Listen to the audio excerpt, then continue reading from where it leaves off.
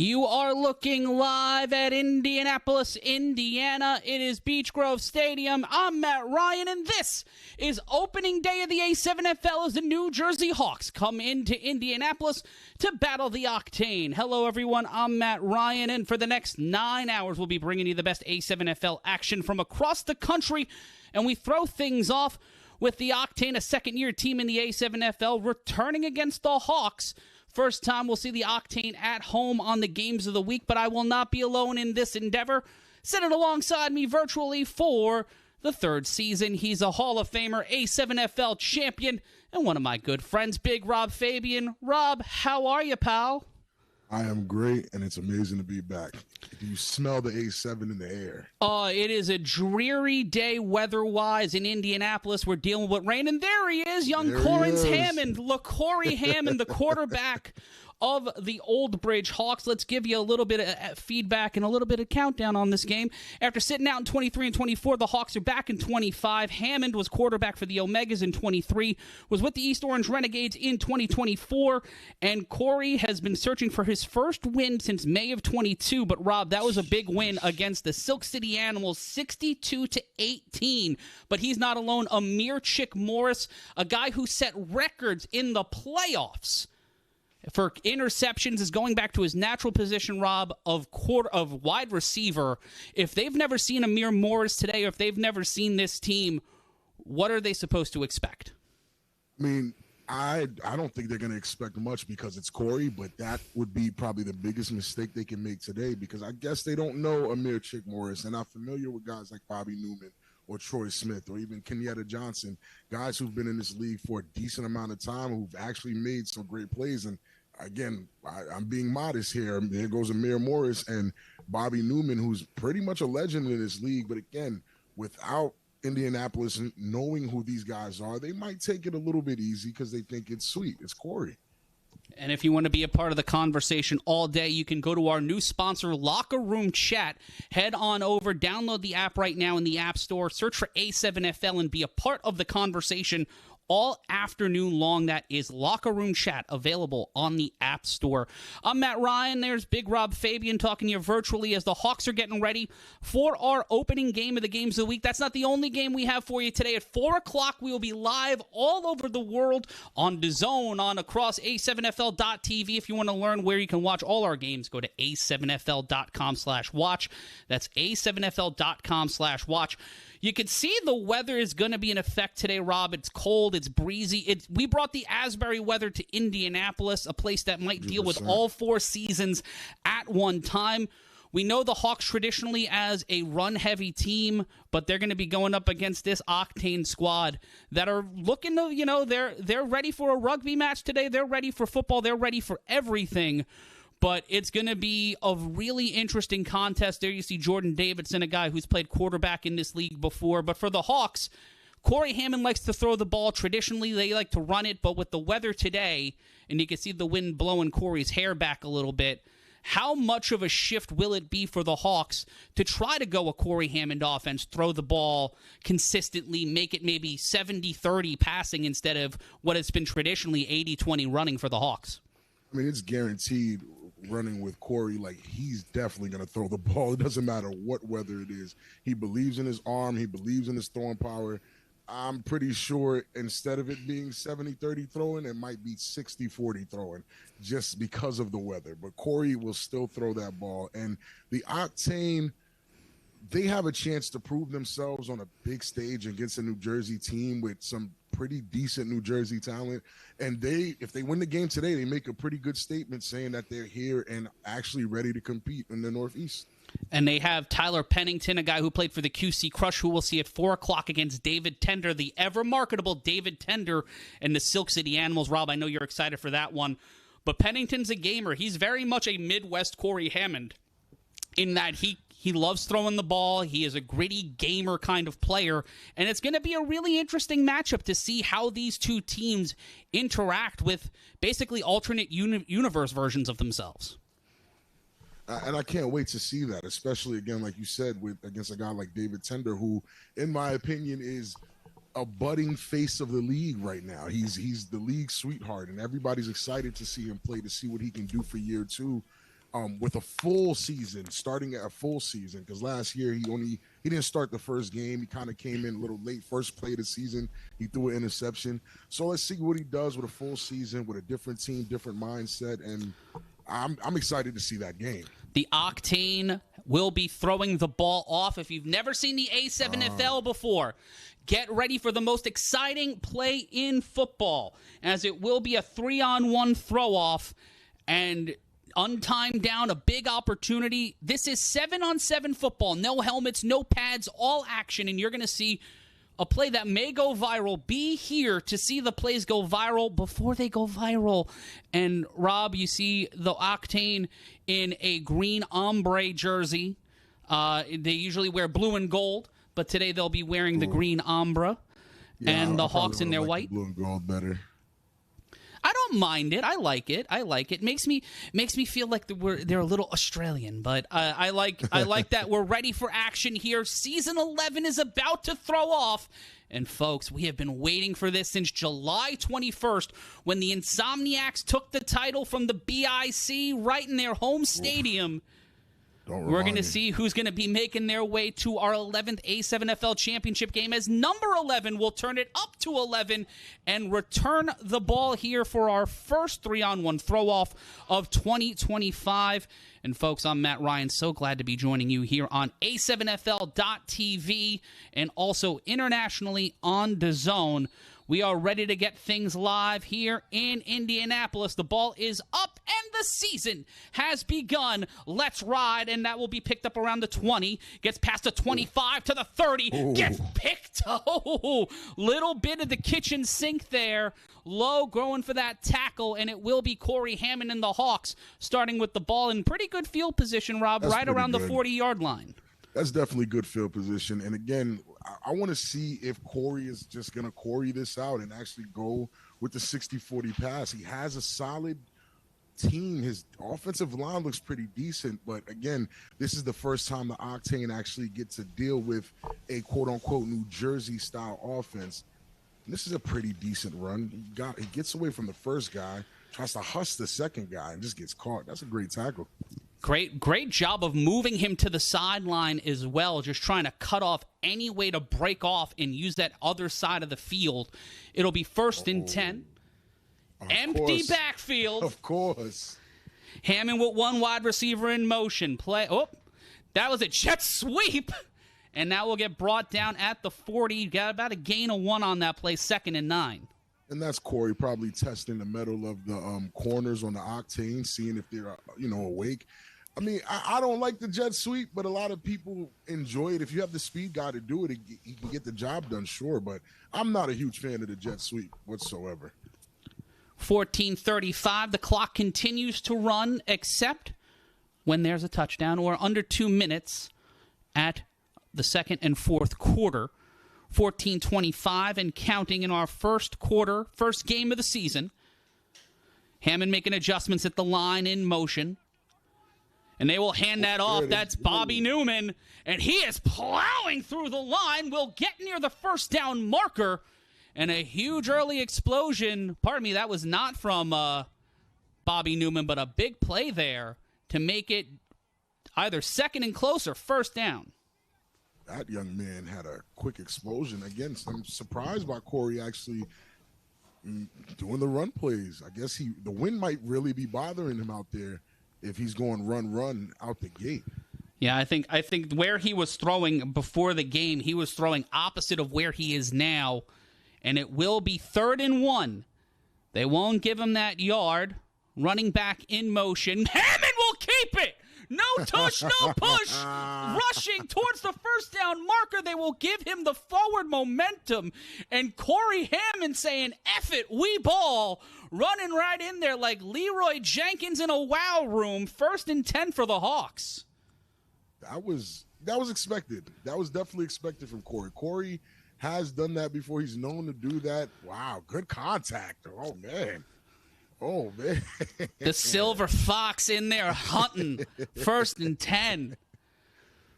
Are we not entertained? Oh, we're getting exactly what we wanted, Big Rob Fabian. Those eyes are squinting, man. I see a pass coming. Yep. Those eyes are squinting. Yep, there it Hammond launches it out of reach of the receiver. If he was 9'7", he would have got it, but it'll be 2nd and 10.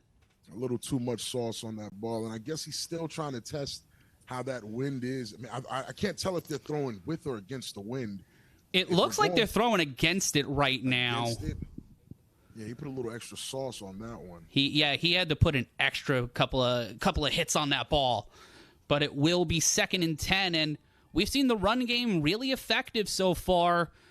So maybe a play action here, not to be Corstradamus or Matstradamus, as it were. I think a play action, and he might hit his tight end Bobby Newman, who again I'm pretty sure no one is expecting. Now flag on the field. And it looks like we might have a play clock violation. I did see the Hawks clapping, which is interesting. We'll see what the call was. Will Franklin, our head official today, made the drive over. It'll remain 2nd down. Hammond snaps, throws, caught, first down, gets to the 45, gets to the 40, cannot get the first down. They may give it to him, but it's going to be 3rd and 1 again for Hammond and the Hawks. And that's Amir Chick Morris, again, a legend in this league. So many highlights off this guy alone. Like the tape he would have is amazing. Pretty good contact, pretty good yardage. Great pass by Corey. And yeah, Chick just doing what he's doing after that. Makes the first guy miss, and it takes 3 other guys to help bring him down. And it will be 3rd down, 12:01 remaining in our first quarter. It'll be 3rd and about 2. In motion again. The screen, that's over to the man that got that big run earlier, and he gets a little bit of a belly-to-back suplex, and the forward momentum, like a pendulum, swinging him the other way. 1st down, Hawks. And I like what the Hawks are doing right now. Very, very chippy. They're not looking for the big play. They're just looking for the next play. It's New Jersey football. It is. Yeah, hey, let's get the first. Let's get, you know what I'm saying? Like, they're really chipping away at this team at the Octane right now. And it's not to say that the Octane are doing anything wrong necessarily, but, again, this is that feel-out round where everybody's jabbing, and so far so good for the Hawks. And it will be 1st and 10. We'll get that scoreboard update in a moment. 1st and 10 to snap, play action. Hammond launches this one, and it gets... They thought it was going one way. The wind said, nah, son, it's going the other, and it will be 2nd down. Just a little too much sauce on the long balls. I mean, Corey has a solid receiving core, and again, he hasn't thrown it to number 9 on the line, who's playing his tight end. I'm pretty sure that's Bobby Newman. He just reached for Troy Brown, and I guess it's to keep the Octane honest, because everything in the last couple plays was short. Hey, let's get these yardage plays. He just went for the gusto right there, and let's see if he ends up looking at his tight end on the next play. 10:50 into remaining in our first quarter. It will be 2nd down. Hammond will take that walk to the line. I also have to notice that Corey's had enough time to throw. I'm going to really pay attention to his offensive line this play. Let's watch the line. It will be 2nd down. Pressure. That ball's tipped and intercepted. Ball almost gets taken away, and the Octane halt all the momentum of a Hawk, clip the wings, and get the turnover. That's big play there right now from the Octane. Getting into a scrum and getting the turnover. And we'll reset the clock here, but let's take a look at the replay. Offensive line, edge rusher, number just 9, beautiful. Yeah, great play off the edge. And tips it, and he gets it to his guy, number 20, who actually gets the interception from Corey. That's rough. That's rough. It's a rough way to start. And the Octane, again, like I said, they weren't doing anything wrong, but these are the jab rounds, and I'm guessing, they got the better of them.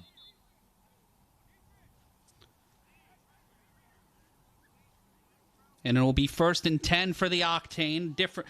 It won't be Pennington in at quarterback. They'll make a swap here.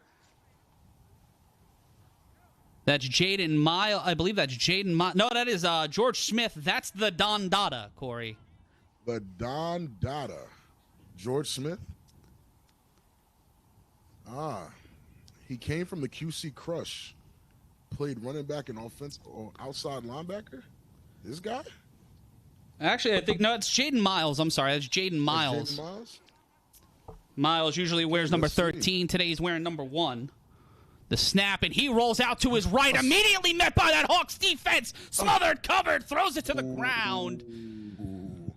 And then that's a big statement for the Hawks, where the Octane were, they were preparing for it. The Hawks kind of just went at it, which is definitely in their characteristics. The Octane probably wasn't expecting a rush like that, but that quarterback looked a little dangerous on his feet. I don't know. They might have gotten away with one right there. If that guy gets an open field, it might be a long day for the Hawks. It'll be second down, second and an uncomfortable amount. Well, it's 2nd and 10 after the incomplete pass. But when you're on when you're going up against a Hawks defense like that on the first play of the drive, you're in a bit of trouble. The snap. Not a lot of time, not a lot of room. He's backpedaling, and he gets stopped. They will blow it dead at the 35. And he gets a negative 10 yards. Yeah, his line is not holding up for him. He is fast on his feet. We're not really getting to see him get explosive or get that edge he needs to go do something with it. But he is getting launched backwards by that Hawks defense. And that's pretty impressive. And that's George Smith, pardon me, George Smith. That is George Smith. The Don Dada himself. He QB. Yeah, he plays QB and safety. So he's coming from playing running back and outside linebacker to quarterback. That is an insane position change. Very insane. So that's why he looks so decent running backwards anyway. It'll be 3rd down and a whole lot of yards. The Don Dada will get tripped up and go da-da down, and it will be 4th down. The turf monster got him. So right now, it looks like the Octane's defense just did that for nothing. It actually looks like their offense got the Hawks more yards offensively and put them in better field position. So hopefully they get this punt off in a decent spot, because that is a ugly first offensive drive for the Octane. And it will be a 3-on-1 throw-off here on 4th down. The clock will stop, and right now this Hawks defense has been the story in this first quarter. Corey Hammond and the Hawks were driving before a tipped interception. What happens more often than not for Corey Hammond is balls go in the air, a hand hits him, and the referees are... the other team gets it. It is not a good way for Corey to start this season at all. An interception on his first drive, that sucks. It's not what you want. It's not what you want at all. And I'm going to joke on him about it, so he's not too happy with that. And we thank you for joining us here on DAZN and here on A7FL.TV. Matt Ryan joined alongside Big Rob Fabian. Action across the A7FL. We'll have updates for you throughout the day coming from... And that ball is live. That he could have thrown it out of bounds. He cuts through the defender, but that third man was there. Solid return yards nonetheless. Solid, not too bad. I would have wanted 10 more yards, but hey, who am I? You're Big Rob Fabian. Yeah, but I couldn't make that run either way. No. I would have enjoyed to see that. I couldn't either. I could not. Yeah, that's why I always enjoyed when guys like Big Mo or Ant Live, they went out there and got the returns, because those are my dreams. Oh, and Sullivano did it too. Again, that would have never been me. I think even Big Fern tried once and fumbled. It's always thick boy season in the A7FL, and this Hawks line is going to have a lot of explaining to do after abandoning the farm on that last drive. But after seeing the Octane offensive line, they may feel a little bit better. On the toss, Hammond will keep it. Hammond's on his bicycle, getting to the 40. Remember what they called him last season? Look, Corey Hammond in the lavender silky, making his way downtown. He has that in the bag, and I know the Octane. I do not blame the Octane at all. Like, no one's expecting that from Corey. If you don't watch old film, Corey has that in his bag. surprisingly. And he actually got a good chunk of yardage off of that. Is this the season of Corey running the ball? It might be. It certainly might be. Wow. Okay, look, Corey Hammond. And it will be first down after that play. Unsure why the clock was stopped. And not a timeout called unless we'll get information from the field. And it will be first down. And Rob, so far today, what has been the thing that has stood out for you in this early going? Obviously, one and a half drives apiece. It's nothing to nothing here. But, folks, if you want to be a part of the conversation, if you want to get official A7FL gear, get your fan gear right now at A7FLshop.com.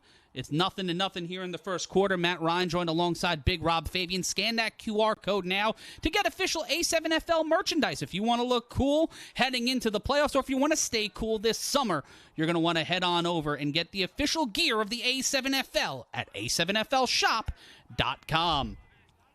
It's been all defense for me. The Octane looked good, and so do the Hawks. Snap the ball. Hammond Bobby gets it. Bobby Newman. One big play is his name, and he meets 4 dudes, but he keeps the ball. First down, Hawks, and that man is a problem. Baby. Bobby's back. I'm talking A7FL veteran here, man. Bobby Newman is the only big guy I've seen hurdle grown men at his size. Take a look at. I knew it was coming. Look Got it barely through the. Got it barely through the window of the defender. Excuse me. Ooh. Oh my God. Oh. Look at the legs just being like not I'll throw $1 in the jar. Crazy legs Hirsch, crazy legs Bobby Newman. I'll throw $1 in the jar for that. Bobby Newman might be the secret weapon when you have to deal with guys like Troy Smith. They'll hand it off. Morris. Ooh. Found the way to bounce around. Corey Hammond with the lead block. Cuts inside. Slip. Slide. Fly into the end zone. Touchdown, Hawks. What a play. First one of the year.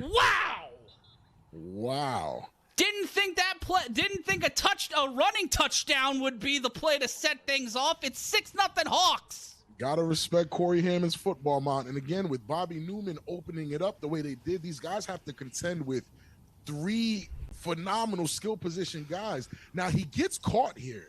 When you look, they close out. Phenomenal play by the corner, but he bounces out when all those defensive linemen get stuck by the line. Look at Corey. Look at Corey Hammond.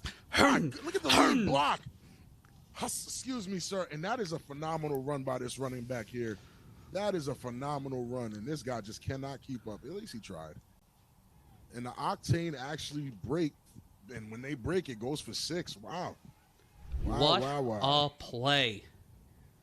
6-0 Hawks. They'll go for 2 from the 10 to the corner. Hey, Amir Chick Morris. Holy smokes, 6-0. Hawks. They're 8-0 now. The Hawks. 2 plays turned the tide. I know that look. That look gave me nightmares in the 2016 championship. He caught it and ran down and looked at us just like that. It hurt my heart. It hurt my heart, Chick. Still in pain from that. But this Hawks offense looking good. Yeah, I mean, the Hawks in general right now, that is very good. Why does 13 look so familiar? Who is that guy? That's Troy Smith. No, number 13? Well, no, they have no. That might be Bebo. Is that Bebo? I'm saying that guy looks very This familiar, Hawks team is sneaky good. They're stacked. Now, my only problem with this Hawks team right now, looking at the sidelines, is you still got to do this for 4 quarters. Yeah. You got to keep it going. Those guys are playing both sides of the ball, and if they can maintain that, then I think it rides right now on that combination right there more than anything. It's deadly because, again, we have Troy Smith, who's spectacular catches on 99. Amir Chick Morris is another young man who's spectacular catches, amazing. Like one-on-one, these guys are dangerous. Now that running back is showing up. That is Bebo. That is Bebo, isn't it? Insane. That is insane. Why didn't they let Bebo return it? Call Corey. Call Corey right now. Hold on. Let me get my phone. And now you have Bobby Newman, who will have a case. I promise you, with Corey at quarterback, Bobby Newman will have a case for one of, if not the best tight end in the Northeast this season. Corey has a pretty stacked team.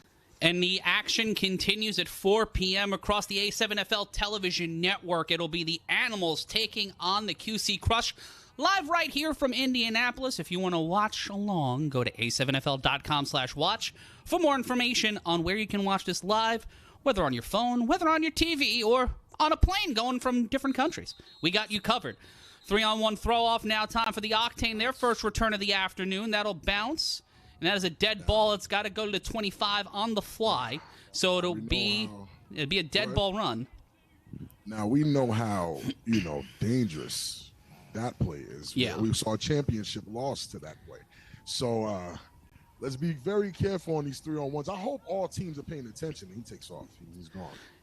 And we got him on the Willie Brown cam right there in our end zone. Oh, what a hit! Oh, Amir Chick-Morris. Wow. Amir Morris again. Amir Morris, Mr. 60 minutes. Mr. Every down. He's doing it all. And Corey might have a whole bunch of hungry monsters. He has a couple legends with him as well. Let's watch this tackle again. Amir Morris, a vet in this league. Going for the wrap, going for the ball. That man needs to hit the gym, maybe get a McChicken or 7, and it will be 1st and 10 for the Octane. McChicken sounds really good right now. I'm not going to lie to you. In this economy. Now, let's see what the Don Dada got. The Don Dada is going to need to do a lot of Don-Dada-ing in the next 5:37 to try to tie this up. The play action, the throw. That they call that a dead ball. Wow.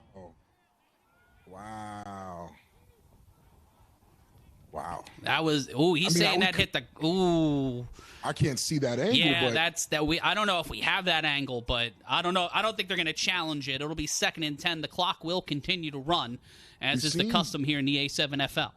He seemed very confident that he had it, But he's a wide receiver going, talking to a referee. More often than not, whether or not he's confident, he could be acting. He might have gone to the Indianapolis School of Drama and Metallurgy.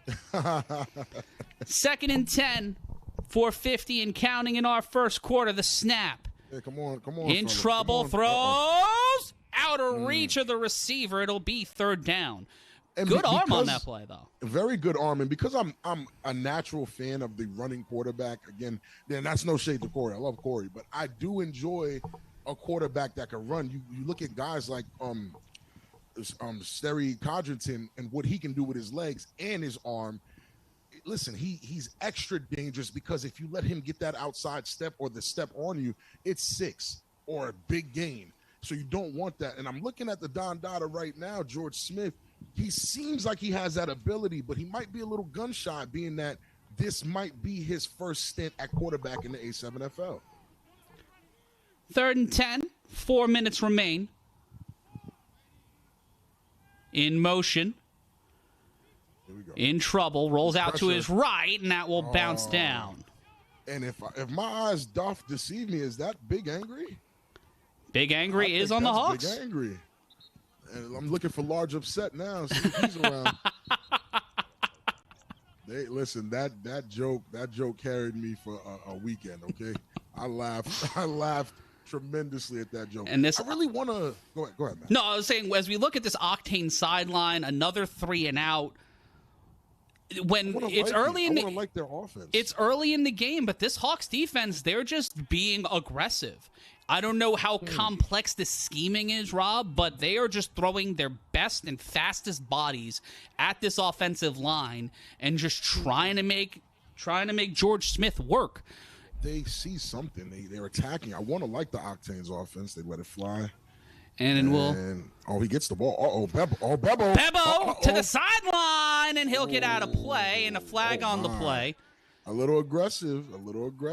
There we go. Good sportsmanship. I like that. Drop a comment, get a shout out. Join us in the conversation. Be a part of the official chat of the A7FL. Go to a7fl.com/chat to download the app and join us on Locker Room Chat. That's a7fl.com/chat. So I'm very, again, I want to like the Octanes. Oh wow, Big Angry is now on the line. I guess he wasn't here. I'm not tripping. This is the first time I'm seeing him. I think it's the first time. I think he just rotated in. Right. He might not have been here for the first 2 drives. I didn't see him. That line looks a lot bigger. I was going to say something else. I don't want to get destroyed by the A7 fans, but that line looks a lot bigger than it did in the first 2 drives. I want to see how much time Corey gets. He gets Kenyatta Johnson in there now, giving Amir Chick Morris a break, I think. It'll be 1st and 10. Set up around the 15-yard line. They have to get to the 27. The throw off the hands. Good coverage. Oh. I wouldn't say you strapped them up. I didn't say you put him in a seatbelt, but he did get the coverage there. Was that a seatbelt or a straight jacket? I don't know. Either way. He was putting him on a roller coaster. They were going to the Cyclone. I'm not mad at it. If you're a corner and you quote-unquote stop that from happening, strap him up. This is not bad. Oh, that's not bad blocking from that line. The Octane said that. That's good coverage. That is good coverage. Yeah, look at the cross seatbelt, though. I didn't know they made those. That's a baby seat. Oh, that's a straight jacket or something. There's no way. I've never seen a cross and the waist belt. I don't know about that one. The snap on 2nd down. The throw caught. Gets to the 25. Not that much further upfield. It'll be 3rd down, and this Octane defense, this Octane secondary, doing a good job here. So right now we're getting to see, and again, we don't know. We're seeing the Octane for the first time. I'm talking about them for the first time. We're seeing their defense for the first time. Right now, Corey has way too much time in the pocket. You can ask any New Jersey team. Corey wasn't averaging, 0.3 seconds before somebody was in his face? The Octane aren't doing that. And if you give a guy like Corey Hammond, who just enjoys to sit back in that pocket and throw the ball that much time, you might be in trouble. In motion. The handoff bounces outside. Met at the 35. Pushing and brought down. Big Angry leading the charge on the block. This is an interesting Hawks team. I'm very interested in this Hawks team now. With like the pieces are very intriguing. A young running back, you have veteran leadership, a couple of young guys, and a couple of seasoned guys all in there. Like it's a good mix. And Amir Chick Morris checking in. Might get a little ugly. 3rd and 10. Ooh. 3rd down and a 1st down. No, they got him the 1st down. That moved the chains. It'll be 1st and 10, minute 13, clock continuing to run. Hammond hesitates, throws this one deep, intercepted. The safety was there, and that young man. Did he just blow Corey a kiss? Yikes. 2 interceptions on a day is not the way Corey wanted to start. But honestly, I feel like interceptions in this league are not as much a quarterback stat as you would want them to be. Because as we've seen on both picks today, let's take a look. The first one was tipped, and this one, the pump fake, Hammond throws this one. It's not a duck, just the safety's right there. The safety tracks the ball. That's great work by number 6, finding a way to track the ball and bring it down. Yeah, problem is I feel like there was a slight blocking error on the offensive line. But Corey wanted that pass badly. I don't think he looked that young man off. The safety just followed that side the whole way. Maybe if Bobby Newman would have released a little bit on a late release, you have a different play here. Corey might have just picked the wrong man, if I'm being honest. Great defense by the Octane. Now let's see if this offense can do something. Under a minute now after going 3 and out.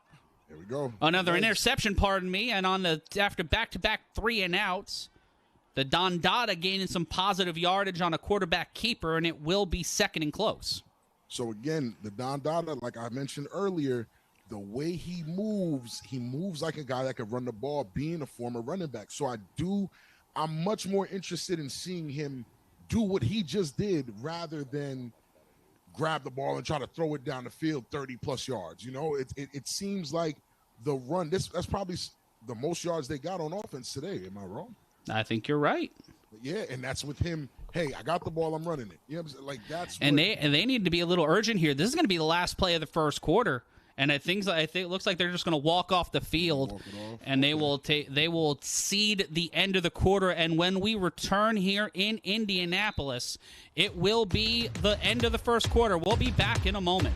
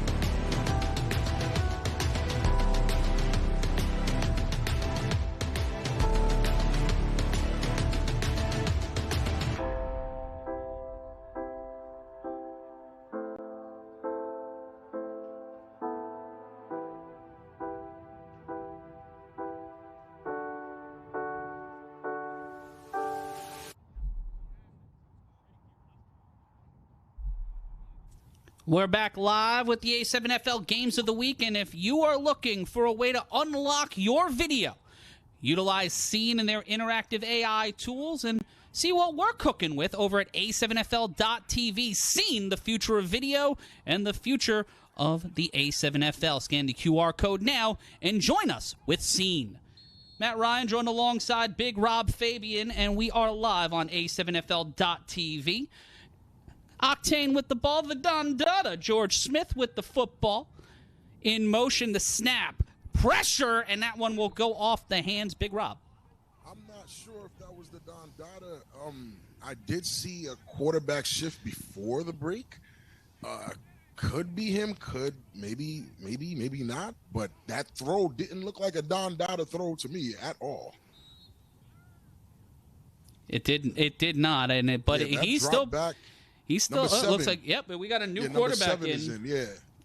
So the Don Dada did not drop back and throw it the way Eduardo, number 7, did, but we'll see what he can do here with the pink fanny pack, hand warmer. It'll be third down. The snap. He's got pocket presence, but he's in trouble. Breaks down. Okay.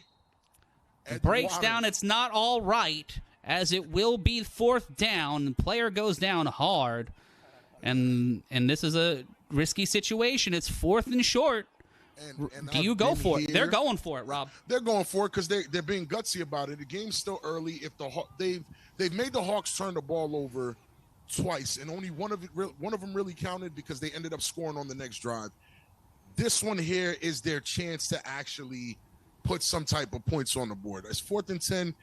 Eduardo is coming in a very weird spot. Both of them are in now. So you got the Don Dada going back to his original running back position, which probably should have did all game. Let's see. 2-out spread in trouble. Pressure. Hey! Ooh, man. And someone tagged Sloppy Madden on that one because the physics broke on that play, Rob. Hey, Matt. Yes. I literally just said that he probably looks better at the running back. Playing quarterback in this position, in this league, is not for the faint of heart at all. So look at Eduardo with the pressure in his face. He gets the ball off with the big hit by Big Angry. The tip, that almost was a pick. I'm not going to lie to you. Bobby Newman actually might have helped them catch the ball. Take a look at this. It's short. It's also, actually short. It's also just like the guy pushing him back. That is everything you don't want happening as a defense. It's actually short. Bobby Newman actually helped him catch the ball. That sucks. That is not what you want. That is not what you want from a defense, and Bobby Newman's probably going to try to take it out on the quarterback right now. Not going to lie. Probably. Because the pressure is definitely there, but Eduardo, who seems like a more natural quarterback, and again, I'm saying the name on the back of his jersey, he seems like a more natural quarterback who's used to having, pressure on him like that. And here comes pressure, caught at the sideline and runs out of play. They'll try to say he didn't catch it. It's not a catch, but again, the Octane's offense looks that much better with the Don Dada at running back, his natural position, and whoever this gentleman is who I'm calling Eduardo today. Logan Wog was the quarterback last year. He's now the head coach. Tyler Pennington. That's not Tyler Pennington. Never mind, Eduardo. I think that is James Jordan. I do believe that is James Jordan. That's either Jordan? James Jordan or Jaden Miles. That guy looks 6'4" to you? He looks a little tall. He don't look 6'4", but he looks a little tall. Everybody, that might be James Jordan then. The snap, and here comes pressure from the Hawks. Big Angry tried to get him, couldn't get it. But the little quick toss met immediately by the Hawks defense, and he drives through the line and gets the first down. We got ourselves a game, Rob. The life has been brought back to this Octane offense with this quarterback shift. And sometimes, again, with the jabbing round, sometimes you got to try some stuff out. And maybe this guy wasn't here the first couple of drives. So, the Don Dada had to step up. And look at Big Angry actually making it there, but just can't hold on. This is not flag, fellas. Bobby Newman can't get there. And this is just a quick one right here. Excuse me, sir. And that's it. That is a very good catch. Very good way to stay poised in the pocket. Very good throw here. Great, and that is why you wrap in the A7FL. That is why 100%. You go for that tackle, because in those moments, those flag senses do kick in for some players, but that's not what you want here. First and goal! He bounces off Big Angry, tosses it, touchdown! I like this guy. Octane! Wow, I like this guy. Hold on now. He hit a sonic spin ball off Big Angry. Hey. Okay. Did he just dirty wine on television? No, it's this new dance. I forgot the name of it, but it's to this song called Viking. It's great. It's a great dance. I can't do it. My knees don't work that well. Me neither. But watch this. Bounces off Big Angry. Big Angry. Not finishing the play. Baby. Again, back-to-back plays where not wrapping the quarterback on a tackle brings down the Hawks defense, and that one's going to be costly. It's 8-6, but can the Octane convert? That's going to be very important. We watched 2 years in a row championship teams lose from championship points. Let's see if the Octane can convert. And apologies for my audio cutting out. I was a little too loud on the touchdown call, so. Got excited. Got a little too excited. Going for two to try and tie it. Rolls out to his right. Throws. Can't get it through the seam. And that right there, ladies and gentlemen, believe it or not, is the difference between a team that can win a championship and one that can't. Those points right there. I will never not stress those conversions, which I love to call championship points. I will never not stress them. You need to practice them. You need specific plays for them. You need to get those points. You certainly do. Blocking up front. We saw, there's that touchdown. He got hemmed up by the offensive lineman. He got hemmed up by the lineman, and he couldn't use both of his arms. Odd, but he was free when he bumped into the quarterback. He was free. What was he turning around looking at? Somebody must have screamed, "Hey, Big Angry, huh?" And then he just looked away, distracted. But Bebo will try to return this here as we continue with live action. It's the A7FL Games of the Week, live on A7FL.TV and DAZN, If you want to learn more about where you can watch all of our games, go to a7fl.com/watch. And Rob, a lot of people weren't expecting this amount of fireworks. It may just be 8 to 6, but we've seen a lot happen so far in this game. Our first of 3 today on A7FL.tv. And this is awesome because how else would you want to start an A7FL season? I'm actually enjoying the game. I'm excited. I don't know what's going to happen next. The Octane came out, started off slow. Corey started off with a pick. Then his team ran it in for a touchdown. The Octane started off disgustingly slow, made a quarterback change, and then they scored. This is great. And Bebo will get this one. That one will be a live ball. Uh-oh. Did it not go the requisite yardage? I mean, if it didn't, he's slow playing this. He might and be. I definitely. It looks like there will be a dead ball run here. What if he just started sprinting right here? Just took off. Then I would be confused by the Octane defense. They will dead ball run it from the 25 off the whistle. Bebo will cut through 1 layer, 2 layers, and gets to around the 40, but gets past the 50-yard line. Phenomenal run. Great field position. Beppo has a very good ability to make at least that first guy miss and then get a good chunk.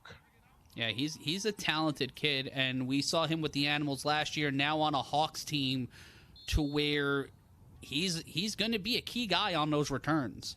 Because you're not going to want to tax Amir Morris. Right. Go ahead, Rob. No, I have to assume that this isn't the entire Hawks team at all. I don't think they traveled well, but I don't think this is the entire team. They look very short-staffed. It'll be interesting to see what happens over the next couple of weeks. Play action. There's that handoff. That young man, he is a game breaker. Call that man NFL streak because he's game breaking. First down, Hawks. My goodness, this young man can run. Bro, does Corey have a team? Corey Hammond might have a football team, Rob. What am I watching right now? Does Corey have a team? I need to understand what this young man. Look at this cut. Huss. Look, that is phenomenal running. If my running back did that, there it is. I'd be excited. Yeah, I'd be excited if my running back does that.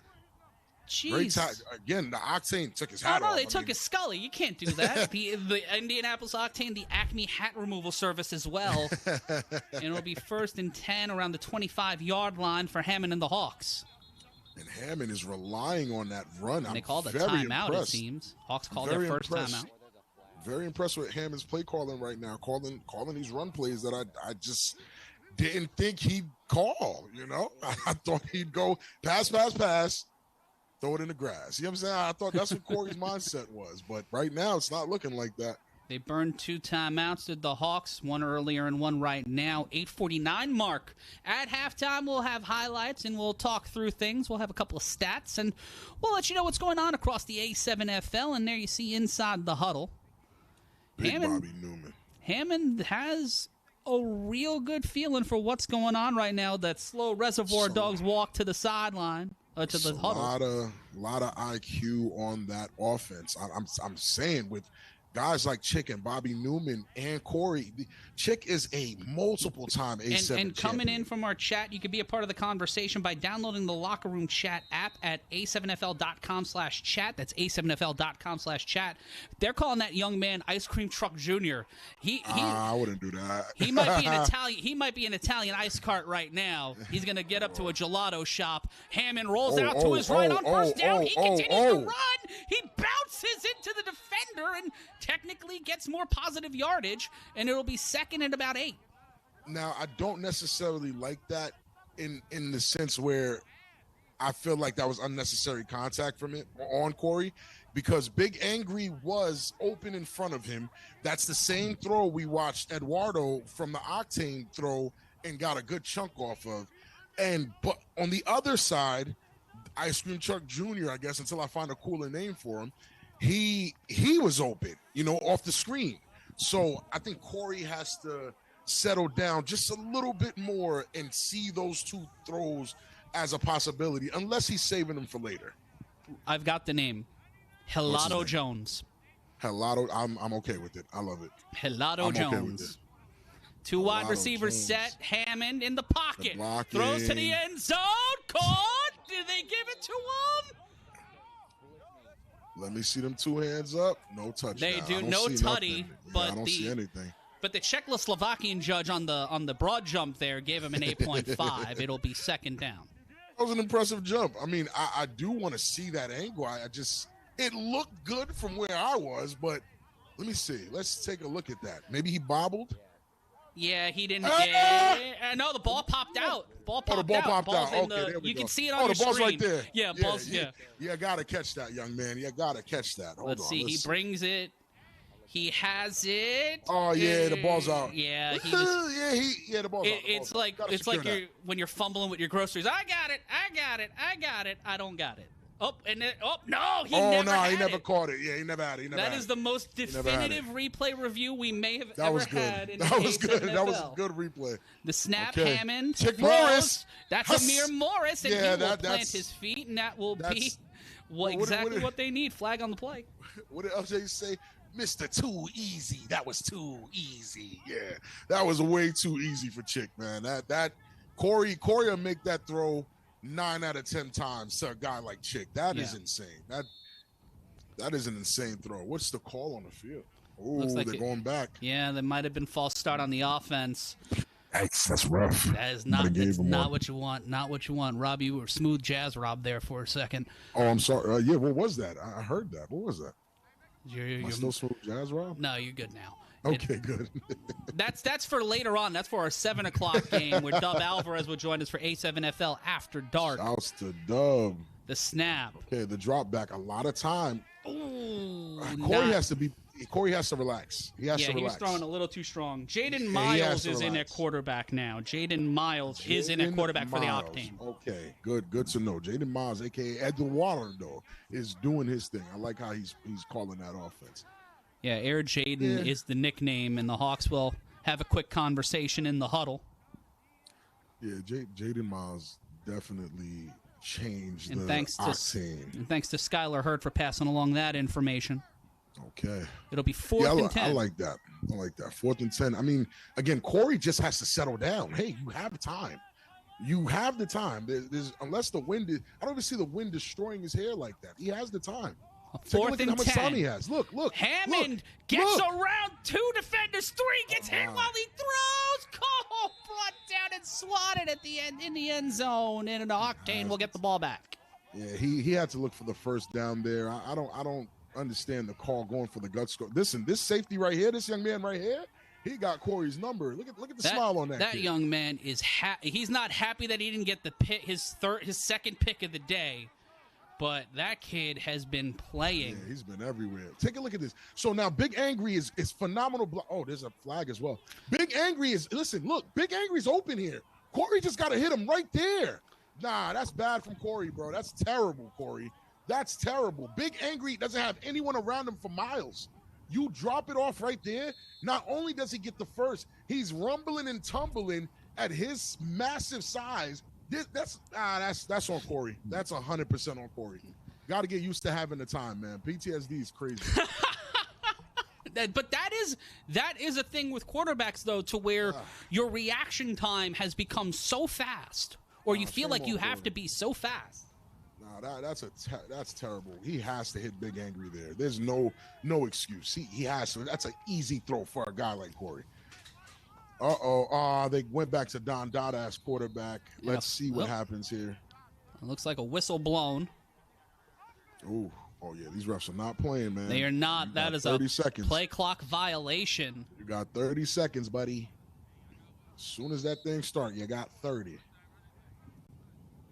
And that's Brandon Garst, who's been the gentleman who's got the pick and almost got that other pick on 4th down. That's Brandon Garst. He's a guy that Logan Wog was talking a lot about as the guy they were going to put on Amir Morris.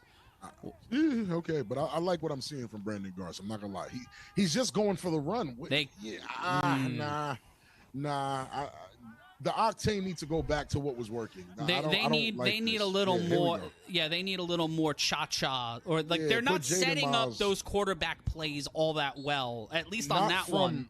Not with George Smith, the Don Dada at quarterback. Go back to Jaden Miles, who got you the touchdown. Why you would switch it? I mean, teams do some ridiculous things. Why you'd switch out the guy that actually scored you the touchdown for the guy that couldn't move the ball is insane to me. But hey, I'm just a commentator. I ain't win no championships. The snap, the throw, tip, call, incomplete. Big defensive stop there by the Hawks. Ow! That looked like it hurt. That looked like it hurt. Yeah, that was not a fun time. Not at all. Listen, man. Listen, when Ryan highlights that with the HD camera, it's gonna look nasty. I promise. It's gonna look nasty. But yeah, again, I think if that's not Jaden Miles, that quarterback calling the play, okay, it is. Good job, fellas. Way to wake up. There's Big Angry again. He's gonna have to try to find a way to. Yeah, him too. He owes me a play. What the heck was that? Corey and Big Angry are upsetting me right now. The snap and immediate pressure thrown, caught, trying to snap that ball out. Good job by Bebo. Saw the ball was loose, but did not go for the tackle. I would not gloat, sir. You're down by 2. Good play, but it's 1st and 10 for the Octane. I can't lie to you, Matt. The combination of Jaden Miles to George Smith right now is it's working. It's working. Certainly working. It's definitely working because again, with Jaden Miles staying in that pocket, take a look at his poise in the pocket. He calls the hike. Here we go. He sees the pressure. He sees where it's not coming from. Automatically, he sees this is wide open. And look at Jaden Miles. Look at that. Great. And just try, but good on Bebo for trying to pop that ball out. Sure. Not necessarily the result he would have wanted on that play. And we'll take a brief timeout at the 2-minute warning. We'll be back in a second.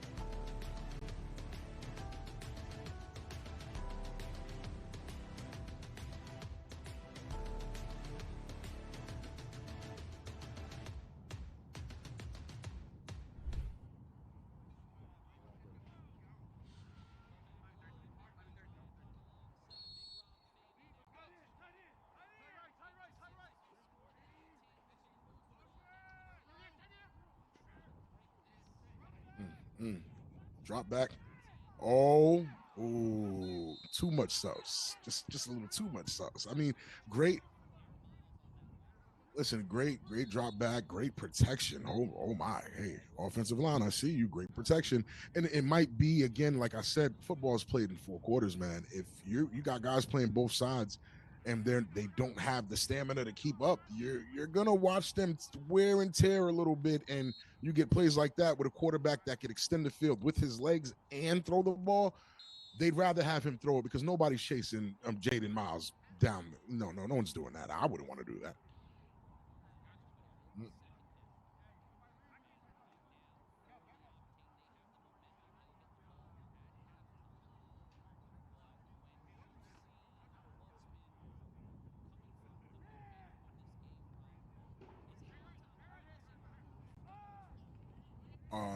Might be a curse if the Octane score here. Ooh.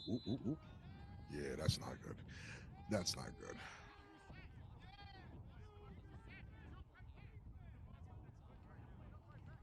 It's on the defense, on the Hawks. So again, this is not a good look here. If the Octane, yes, they're down, whatever the situation is, but having the ball with 1 minute and 48 seconds left, if they're smart, they run the clock a little bit, then score, because they'll get the ball at half and have another opportunity to score and really go up big. Oh, not enough pressure. Again, that's twins. Listen.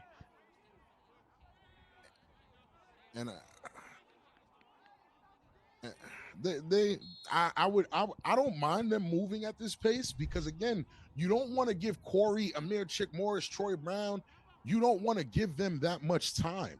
So you see him drop back. There's not enough pressure at all. This is disgusting. You got to put pressure on him. And again, he hits his favorite target in George Smith. Look at the yards he's getting.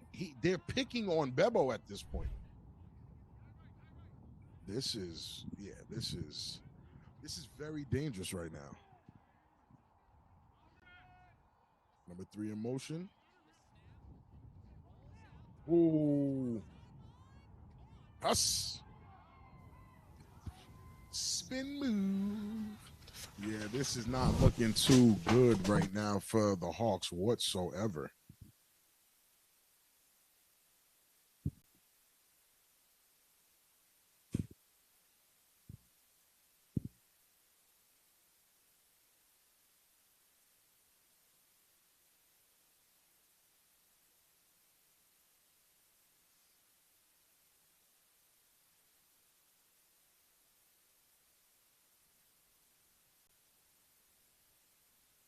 What's going on, guys? Sorry for the technical difficulties at the moment. Not seeing the game right now, but right now I'm very impressed with Jaden Miles. Jaden Miles is doing exactly what I think a quarterback should be doing in these positions where, shouts to the Octane for trying out George Smith at the quarterback and, these things, but you got to keep people at their true positions. George Smith is a running back. You keep him there. Jaden Miles is a quarterback. You keep him there. And now you've seen what they were able to do. And with the momentum that they have right now, I'm pretty sure we don't see it, but I'm pretty sure they're on their way to actually scoring. And if they score here with the amount of time left, if Corey can't do something magical with him and his running back, Gelato Jones, if they can't do something magical in the small amount of time they'll have left coming back, it's not Rob, I'm back here too. Okay, good. Continue what you were saying. I just wanted to let everybody know we have some technical difficulties. We're working on them as we speak. We'll have more action for you in just a moment.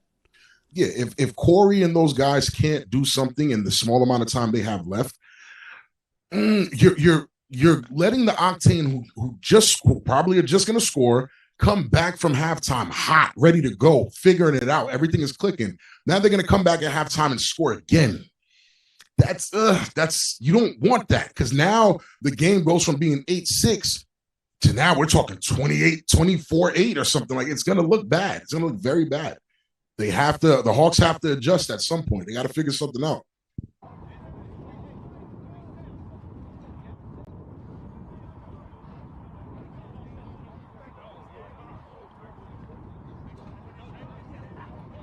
And let's see. Yeah, loud and clear. So they're back with the young man, Jaden Miles, at quarterback. I'm really liking what I'm seeing from this kid. And that's a false start. That offensive lineman looked like he jiggle jumped. Oh, offsides offense. Tough.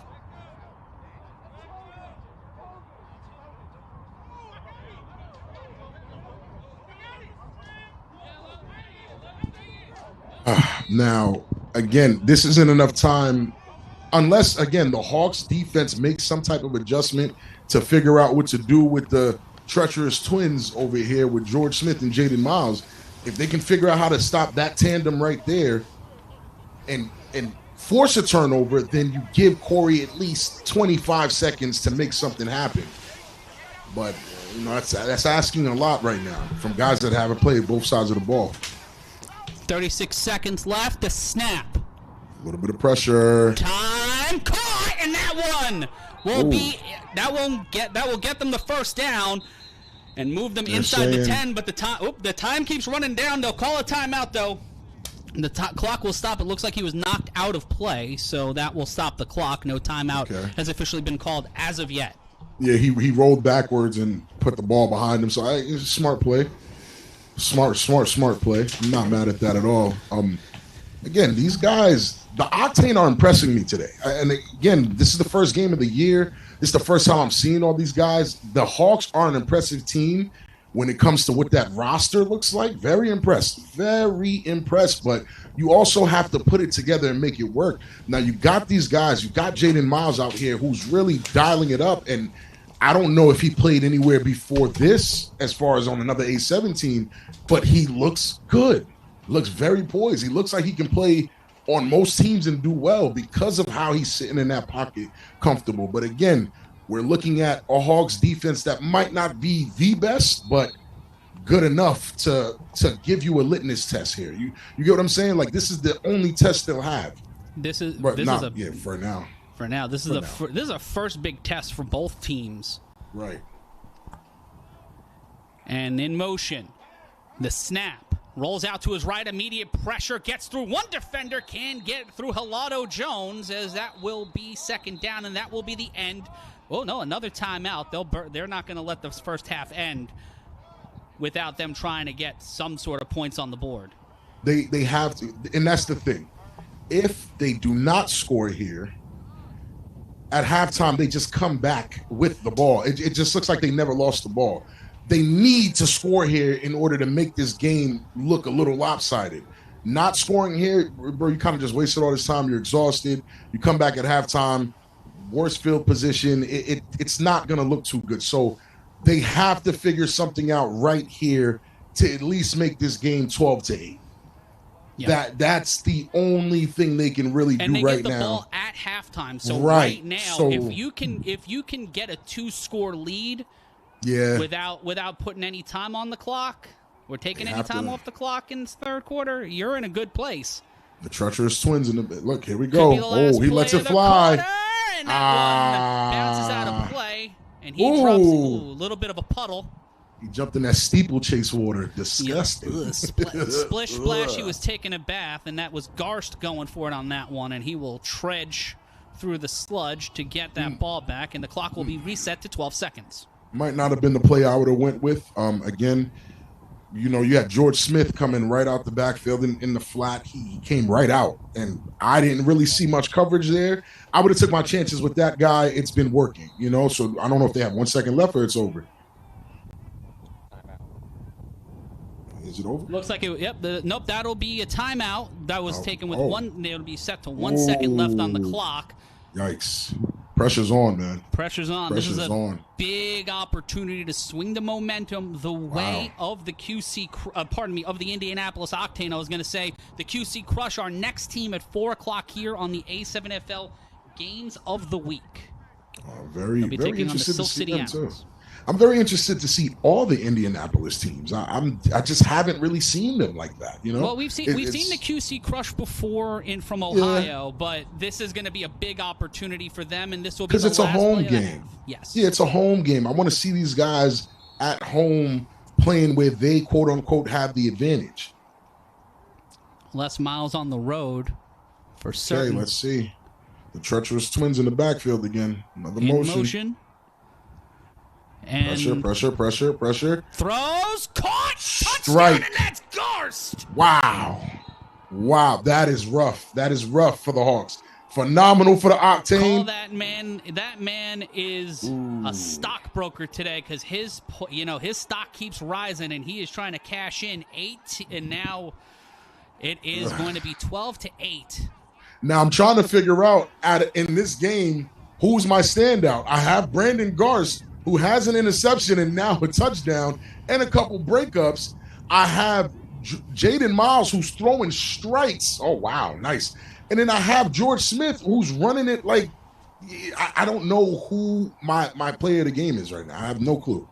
But I know it's coming from the Octane if it stays like this. With 1 second left, man, that's going to be tough to come back from. I'm not going to lie to you. They have the momentum going in. If they get this conversion, it's going to get dark. I'm not going to lie to you guys. It's going to get dark. And this will be a big chance here. Trying to run it in. They fake it. Slip, slide. Air Miles makes it 14-8. And this Octane team living up to their name in the Speedway City, man. Rob. Wow, the Don Dada runs it in for the conversion. And now now the Hawks have their back against the wall because, again, you just allowed these guys to score. I'm not sure if that was 7 or 8, but you just allowed these guys to score right before they get the ball back with momentum. In the A7, you would have turned the TV off and turned it back on at halftime, after halftime, to see these guys up by 2 scores, wondering how it happened. But this is how it happens. So now we're 14-8 going into half. Ugh. Rough. Not exactly what you would want, as that is the end of the first half. The Hawks struck first, but the Octane have been revving the engines as we are at the end of the first half. We'll be back with this in just a moment.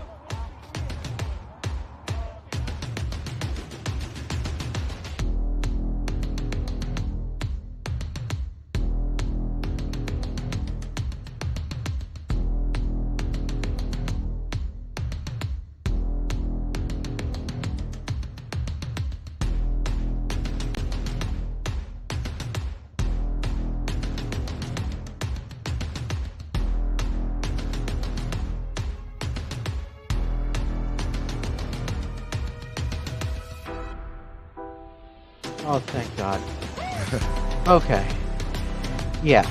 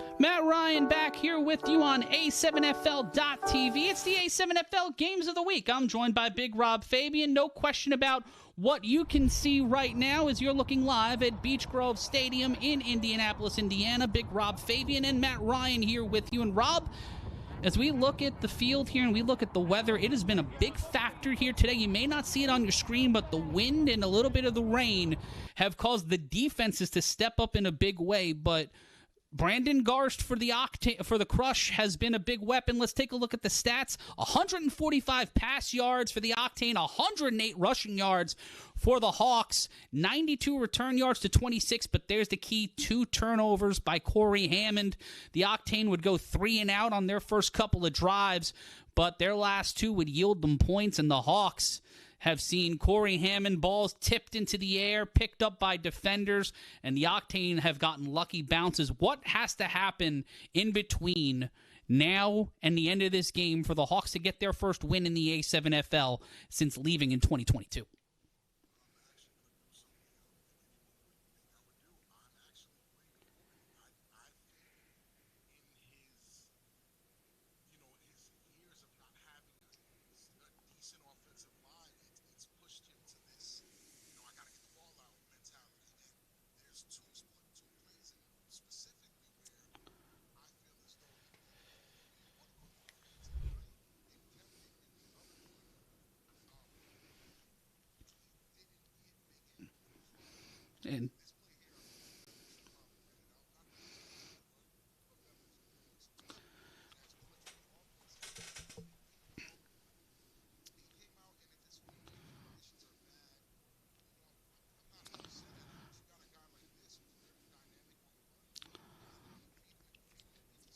And Corey Hammond's got weapons. He's got Troy Smith. You see here, Amir Chick Morris. He's got weapons on offense, but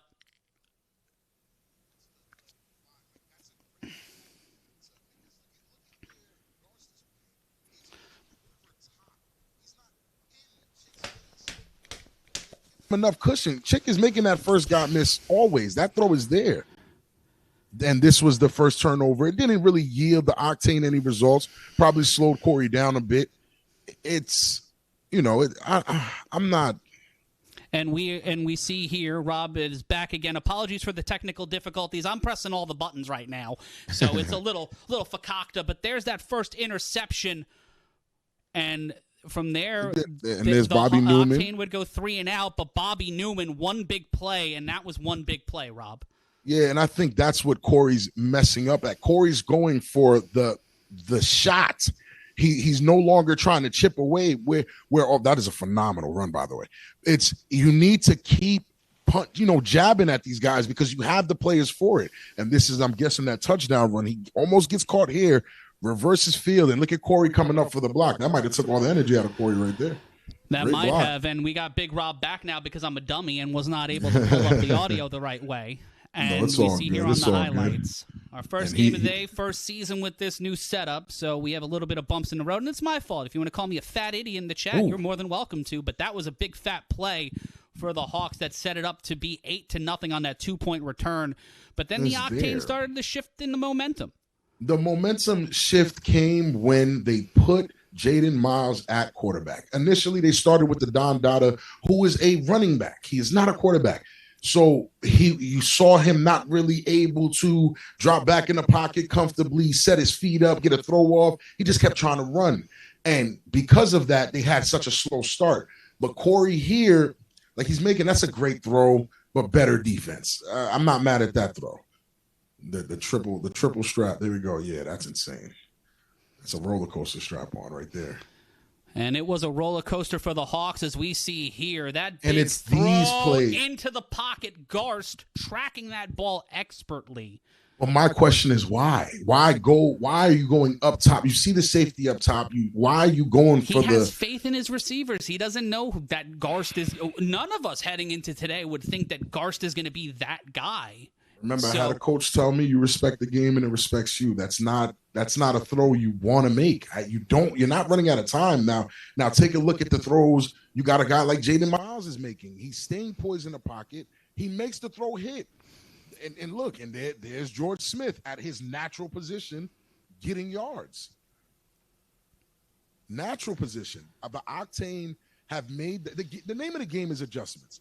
And if Corey and the Hawks, who are filled with veteran A7 players, can't make these adjustments, these young Octane guys are going to walk all over them. And we're back to another year of, Corey not being able to win a championship and this a game. And Bobby Newman doesn't need to tip it there, like Big Angry can't make. This is one out of 2 plays Big Angry could have made. And look at that. Back-to-back plays. That same play. Corey had that same play, Matt. He had the same play here. Pressure on, could have just zipped it to the guy right in front of him, which was Big Angry at the time, I want to say. And he doesn't make that play. And I don't know why. Give players and we see it here again one more time, just not able to get around him, just sees the jersey, might have tried to go for the hand warmer on the tackle, was just setting up for what would be 2 plays. Then here comes the second play right now. Bounce to the outside, spin ball it, and then just throwing it right to. That's one of those plays where the cameraman is even confused by what's going on because that looked like a sack. It looked like Big Angry churched him, and then just out of nowhere being able to have the resiliency. And then here's the return from Bebo, a guy who we've seen last year for the Animals light things up, and that's an impressive return. Really solid field position. But 2 plays from Big Angry I'm very upset about. And then right here, this is great. This is phenomenal. They need to keep coming to this young man. Helado Jones is the nickname we gave him because he's been stepping up like a mini ice cream truck. And look at this. Look at this. That's phenomenal. That just the change in direction. Nasty. Look at that. They have no answer for that. Once he gets past that first, second level, they have no answer. The only thing they can do is snatch his hat. This right here. Why not? Why not? Why not? Why not get that ball off? Okay, cool. Let's say the pressure's on. And that would lead to a turnover, and that was setting up this next play. The connection between the Don Dada and Air Miles. It has been an impressive combination and a smart switch by the coach. Smart. And look at this. Logan Wog with a good switch there, and that could have been an interception. But again, this is his natural position. And when we return, we'll be back with more games of the week. Halftime throw-off after this.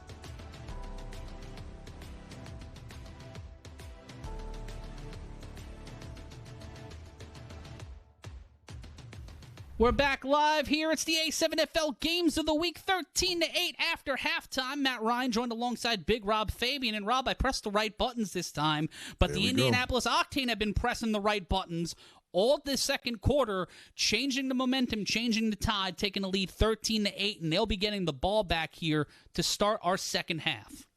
And again, they made the proper adjustments, and now the Hawks are on the back foot, getting jabbed up. So now you have the Octane with high momentum. We're talking high momentum, feeling like they can score at will with the ball after just scoring. Scores 13-8.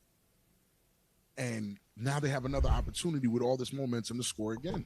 And when we have a brief break, we'll be back in a moment with with the second half after this.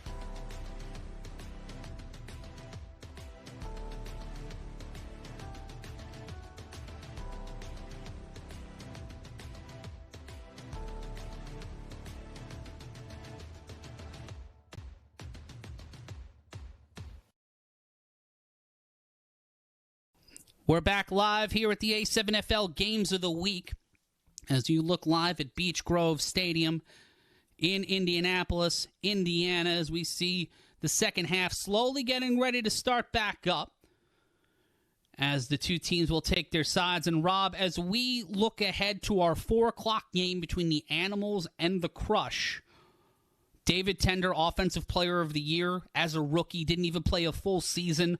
One of the more dynamic athletes we've seen in this league, but he's not alone. Manny Diaz, Kwani Morgan, they've added Baltimore's Omari Thomas, who much like Amir Chick Morris, who we're seeing in this game for the Hawks, can be adept at playing offense and defense, mainly as a running back or edge rusher, which seems to be the primary export of talent from Baltimore, which is where Thomas has come from. And we've seen a lot of player movement this season. Guys that played for the Octane last season are now playing for the Virginia Heathens. We're seeing a whole bunch of A7FL veterans on this team here. And as we continue to roll on here, as the Octane will get the ball back against the Hawks, we just saw a bird fly into view. Our other game tonight at 7 p.m. Eastern, 4 p.m. Pacific, will be our first game from the home of the national champions, Las Vegas, as the Hunters will play the defending Las Vegas division champions. Sick-witted. A lot of questions around that game. We'll see Savion Cunningham, one of the most dynamic returners in the A7FL, join us for that game. And, folks, that one's going to be a wild one starting at 7 p.m. Eastern, 4 p.m. Pacific. And you can learn about where you can get all of this information and watch us live or on demand at a7fl.com/watch. Matt Ryan joined alongside Big Rob Fabian, and there you see 2 of the 3 men who will be throwing the ball off for the Old Bridge Hawks in our start of the second half. And if you want to be a part of the conversation, go to a7fl.com/chat. That's a7fl.com/chat, as we have a little bit of a chat here between myself and Big Rob Fabian to get things started with the start of our second half. We got Adam Blake ready for the return and ready for this guy to show us something. I mean, it's not much he can show. All he needs is good field position to keep this momentum going, honestly. And it will be, and this is an opportunity for Blake here to step up and show things off here on that attempt for a return. And it's 13-8. For more information on what you want to follow us on social media, just search the A7FL for wherever you are social mediaing, and we'll have scores from around the A7FL a little bit later on. Who are you looking at right now, Matt? I'm seeing 3 guys immediately pop off for the Octane right now, and I mean, it's up to you the style of football you like, where you could really pick out a favorite. But who do you have? I like this I like Garst a lot. I really like Miles. Miles is a really talented quarterback. He's been really able to step in and be a big part of it. I think this Octane team have some guys who can make a lot of big plays. For the Hawks right now, it's just they're trying to find a rhythm and find the guys who are making it happen for them. And that ball will be a dead ball, and they will have to return that one. Have we seen one regular return yet? I think the weather has completely. I think the wind out there has completely negated anybody making it on the 25. But this will be affecting Miles too much. But it will be Blake miles ahead as he gets the ball at the 25. He will get near the 45. He gets through one layer, two layer.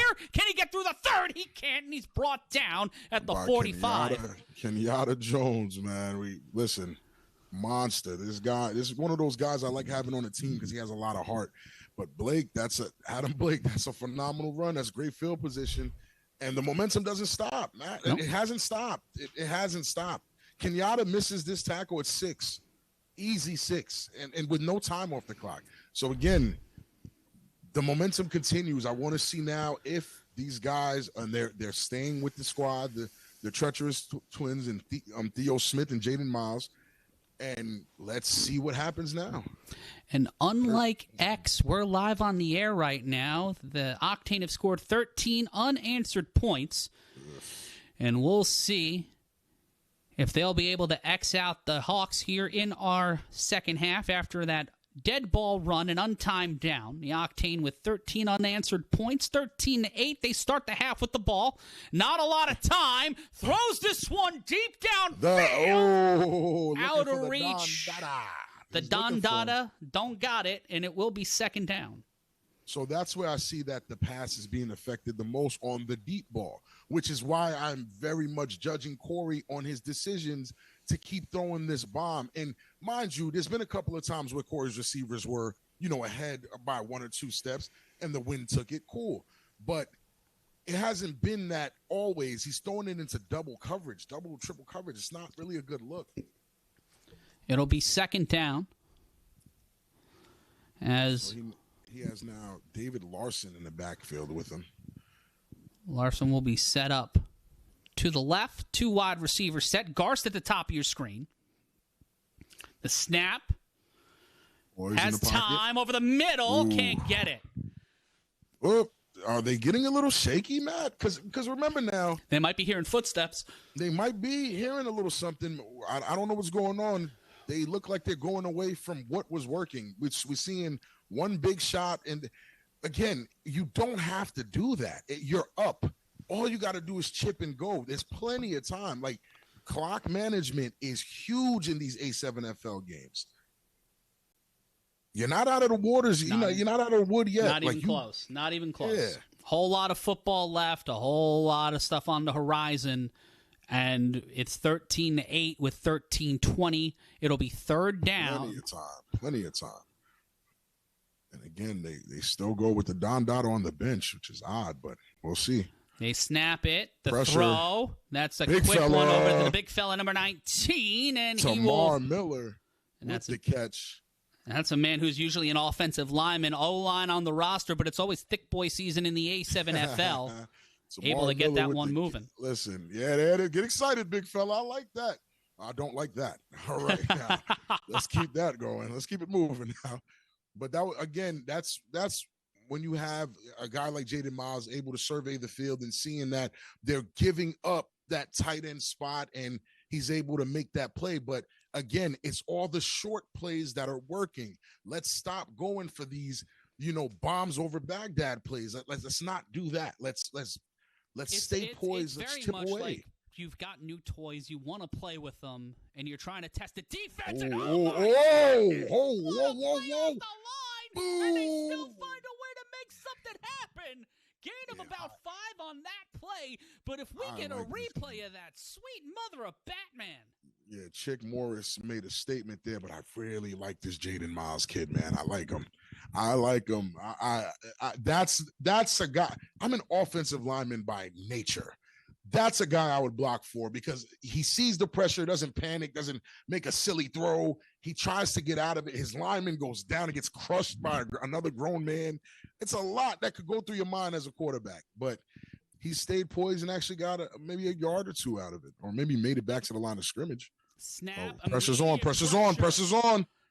The heat was on like Glenn Fry in a Beverly Hills Cop movie, and the pressure yields a little bit of breakage for the Octane. It will be second down.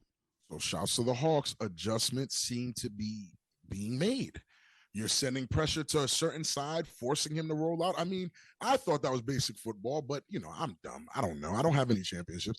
But, yeah, they seem to have made some type of adjustments to make Jaden Miles uncomfortable. You have to give him different looks.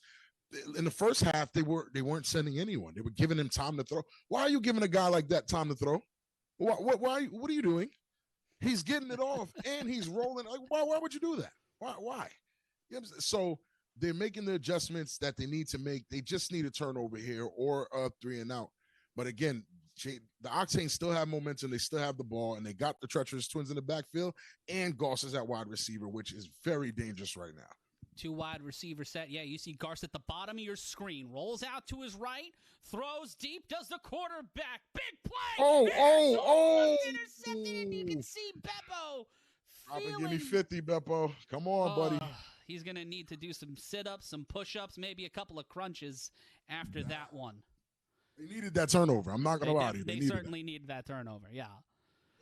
Dang, Beppo, dang. That sucks. Beppo, no. Why? I know he's kicking himself for that. From the good pressure by Bobby Newman. But again, Miles tries to stay poised with all the pressure in his face. He lets it fly, but these deep balls are dangerous. Oh my God, 2 opportunities to catch it. Those deep balls are dangerous. They're very dangerous. I'm not a fan right now with the wind blowing the way it's blowing. It hasn't been working out for either quarterback. Let's try to stay away from them. Hawks call a timeout. And, folks, if you want to get taped up like a pro, if you want to be like our athletes on the field, whether you're an athlete or you're someone becoming an athlete, our friends at Tape Me Up can tape you up like a pro. Get professional athletic training services for athletes of all shapes and sizes. Scan the QR code or go to tapemeup.net. That's tapemeup.net. Right now, the Hawks defense looking to tape up the Octane. Matt Ryan joined alongside Big Rob Fabian as the A7FL Games of the Week are back for our 11th season. So excited to be joining you as the Octane have the lead here at home. And Rob, right now, it has been clutch for this Octane offense to have that connection between Garst, Daniels, and bringing along this talented team. They need Theo Smith back out there, in my opinion, Rob. He's there now. He's there, and he's right there. Off the hands. Yeah, not him. Not this guy. That was intended for Chris Butler. Chris Butler, yeah. No, Chris Butler. The Butler certainly did it on that one. Yeah, not that, you're a terrible player or anything like that, but right now, you got to ride the hot hands. You have 3 of them. Let's not do too much. And then you got Tamar Miller, that's there for the tight end for you. Let's keep it to where the guys that are doing what they're doing, let's keep them doing what they're doing. Let's not change too much and just keep it going. There's no reason to throw to Butler there. There's no reason. He hasn't been – I haven't said his name or even knew who he was till just now. He has to show me something. And you're taking it away from the 3 guys, 4 if you count Miller, that's been actually producing for you. And it'll be 4th down. The Octane driving, but maybe stopped at the door here. And there's a flag on the play. So the adjustments have been made. It's bad when we both go, ooh. Yeah, because if the Octane do what they're supposed to do, they go up another score here at half with the momentum they came with from the first half. That penalty puts them at 4th in a while, and it looks like they're punt. Oh, man, that's not good. Now, Corey has to listen. The adjustments were made by the Hawks defense. And I have a breaking score. Talk to me. At halftime in Asbury Park, East Orange Renegades 19, Trenton BIC 19. That is tied at halftime. We'll have scores and highlights and more on A7FL In Motion this week. For more information on A7FL In Motion, go to a7fl.com/watch. That's thrown into the back of the end zone.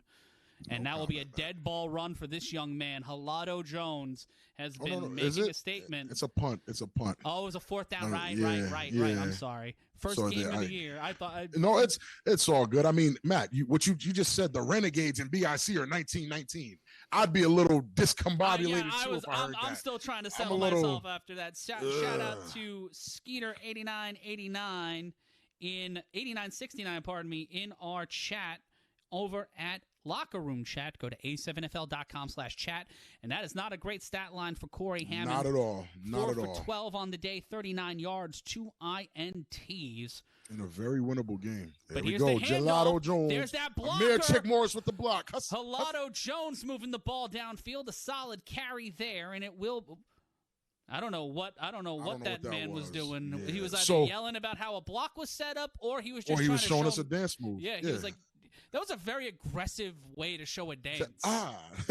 Either way, again, coming out with the runs with Halado Jones, they're gonna keep that Octane defense honest. A little bump. Yeah. Oh, that's what he was talking about. Okay. He said, "Oh, he blocked me." Then he did the dance. It's gonna keep them honest. And again, Corey just has to stay poised. He has time. Bobby Newman, eligible receiver. That's who you want to go to. The snap, the handoff again. Halado Jones pulls off to the side, will push through the pile, will not get a first down, but that's a gain of 4 or 5 to get it to the 29. We definitely need a better solid rush there. We need a better edge block from the offensive lineman. And I know how difficult that block is. That's when you make the adjustment, have someone kick out, someone push down. Like, it's a tough block to make. It's not an easy block because you got to reach around a guy that's already outside of you to try to seal him off. It's not an easy block at all, but you need a better one if you're running those types of plays. Got to pick a man, the softest man, and just attack him. That's Grant. That's not. Oh, sorry. That was not Brandon Garst. That's Grant Weatherford who's been doing all that work so far today. Number 6 for the Octane. Oh, that's not Garst? Unless we're getting, that's nope. That is. I'm okay. Reading. Here we go. Halado Jones. Here we go. Pushes Boom. through. What a run from that young man. Gelato Jonesy. I'm liking what I'm seeing from this kid. He's the standout to me right now on the Hawks. Like, and again, I seem biased because I love a good running back. Who doesn't? And this is a great, oh, wow, phenomenal play call. He lost his mouthpiece. Phenomenal play call by Corey and crew. Oh, man. 3 carries. 105 yards. That is a great day for this young man. What a day. 105 yards off of those carries, pushes through, and almost gets the ball stripped. That'll be about a 2-yard gain, and it will be second down. Flag on the play. Flag on the play. And again, this is what you owe. Is it against the Hawks? It looks like. Oh, it's on the Hawks. It is on the Hawks, unfortunately. But again, this is what you want. This is what you want. You want the chip yards. You want the quick ones. You want the tough runs. Gelato Jones has it. The wind is high. Let's not keep doing what got us losses. Let's start adjusting and making these plays, giving the ball to Beppo right there, who has way more speed than Corey, who can also throw, to then trick these guys into having to decide to deal with either Beppo or Gelato Jones. That's not a fun decision to make. Not a fun one at all. 133 rushing yards for the Hawks in total. But here we go again. Another handoff play action. Hammond caught! Hey! What a play from Amir Chick Morris pulling it into the hip pocket. First down, Hawks. I don't see that seatbelt no more. That looked a little crazy. That is a crazy catch. I told you guys earlier, Amir, his spectacular catches on 99. These guys catch passes that make no sense. I've seen guys drop easier passes than that. Ooh. 13-8 your score, 5:45. The clock will continue to run here. Hammond used to playing from behind, but right now has got the momentum. Bobby Newman at the bottom of bottom of the line at the bottom of your screen is eligible. Tosses it back. Halado Jones! Halado Jones! That man! Oh my goodness! Can't stop him! Call that man the Energizer Bunny because he keeps going and going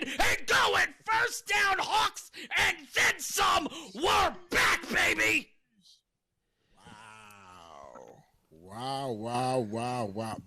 Listen, it's working. Whatever. So maybe somebody told Corey I was yelling at him. He's made the adjustment. The offense. This is not the same offense we saw. Look at this. It's not the same offense we saw first half. He's utilizing Beppo, and I promise you, Beppo's getting the ball. He's holding it like a loaf of bread, though. He's holding it like a loaf of bread, though. Listen, look at this. How? Look at unhand me, sir. Wow, man. That this is phenomenal. This might be one of the best first rushing performances we've seen in A7FL Game of the Week history. And it's with Corey Hammond at quarterback. Crazy work.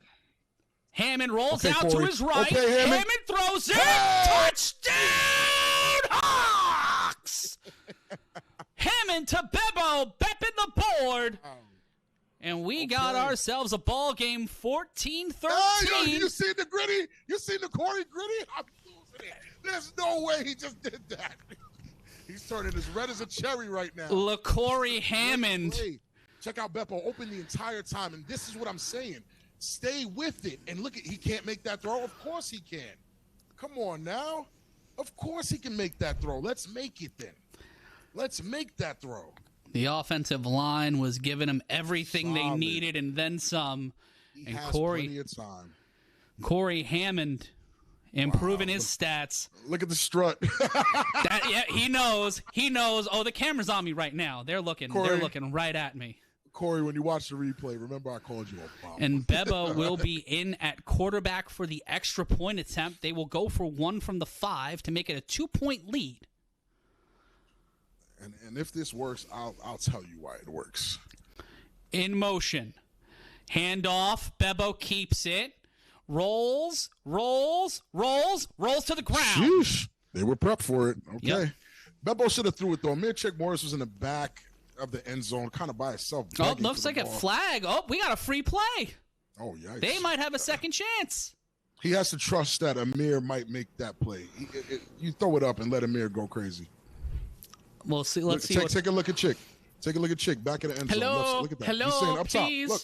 Mrs. Pommelhorse. I would like to get down now. And then bang. Yeah, Chick can make that play, man. I'd chance it. They're hot. They're hot. Like I always say, give it to the hot hand. Oh, big fella was there too. And the blocker. Oh no, he wasn't. Big fella was not there. I just seen if that's his name, Goss. I just seen him. No way. And they will try this again, and Hammond will be in at quarterback. Turning as red as a cherry. Look at him. Sucking wind as the Hawks get their second wind. Oh, going for one. Could be 2 for 1. 2 on the line. Beppo in the back. Oh, wow. Backstack. Oh, wow. Backstack rolls out to his right. Beppo slides through. Still in trouble. And he got it. That's a catch. Oh, my God. They made adjustments. That was a 1-pointer. That was a 1-pointer from the 2.5 after the penalty. So it is 15-13. Corey Hammond and the Hawks. Is Corey accepting that he has to change? Corey Hammond's a gadget quarterback. He's backstacking? What am I watching? It's a new era here in the A7FL. Las Vegas goes back to back. It breaks the whole simulation. It really does. Las Vegas going back to back has changed everything. Yeah. Look at Corey. This is not the Corey I'm used to. A backstack? We were so judgmental of the backstack. And this is smart, though. Right to a guy who can make the backstack work. May not want to wear a glove while he's out there at quarterback, but Chick's open right there too. Yep. But this is great. Sir, this is great. Pardon me. Got it, mine. Catch, Thank young you. Man. Great catch, young man. That's what we need. That's what we need. Now the Hawks. When did you start playing for the Hawks? I don't know. We as in the fans. That's what we need. We need a game. I don't want to see a blowout. I don't want to see a slide. I want a game where I don't know who's gonna win, and that's what they're giving me right now. I don't know who's gonna win. Shout out to looks Dem, good right now. Skeeter, and Army Boy 617 watching along in the chat. And if you want the uniforms of the A7FL, if you want custom uniforms for athletes of all sports and ages, go to tpg-sports.com. That's tpg-sports.com. Or scan the QR code now. You can get a customized jersey of your favorite A7FL player or team. So if you want a Bebo Hawks jersey, or if you want a Big Rob Fabian, Patterson U, or Trenton BIC jersey, you can go there right now. Go to tpg-sport.com. 3-on-1 throw-off now, 15-13 your score. Matt Ryan joined alongside Big Rob Fabian, and that ball still didn't make it. He's got to make it on the fly. Still didn't make it. That is a and I tough feel like for a team who has Corey Hammond at quarterback, you're doing a risk assessment on whether or not you want Corey out there for the 3-on-1, because he could make the throw. Excuse my French? Hell no. No, sir. Nah, not at all. No. We'll take these all day. No Corey Hammond on the 3-on-1. We just seen a team lose a chip to that. I'm cool. And here we go for the Octane. Gets through 2 layers of protection, but gets sent out of bounds. Big run there. Very tough run. Very tough run. Try to get a number. Yeah, I don't like these soccer jerseys. The rugby look is not. It's not. I'm not a fan. Not on Big Rob's wish list. That's Chris Butler on the return. Finally did a little something. I like the run. Chris Butler looks tough. Got a nice center of gravity. Got hit. Didn't even look like he budged. He might be very strong. Miles, that big rugby jersey. Miles and Smith both back out there. Miles at quarterback. Smith at the bottom of your screen, and it looks like treacherous twins. Looks like another penalty. Oh, no. They'll just be doing a switch here. Trying to switching things up, penalty, and there's a flag. The penalty happens. Yep. The Hawks have officially killed their momentum. Now they're second-guessing play calls. They're trying to swap in out. Yeah. Yeah. They don't.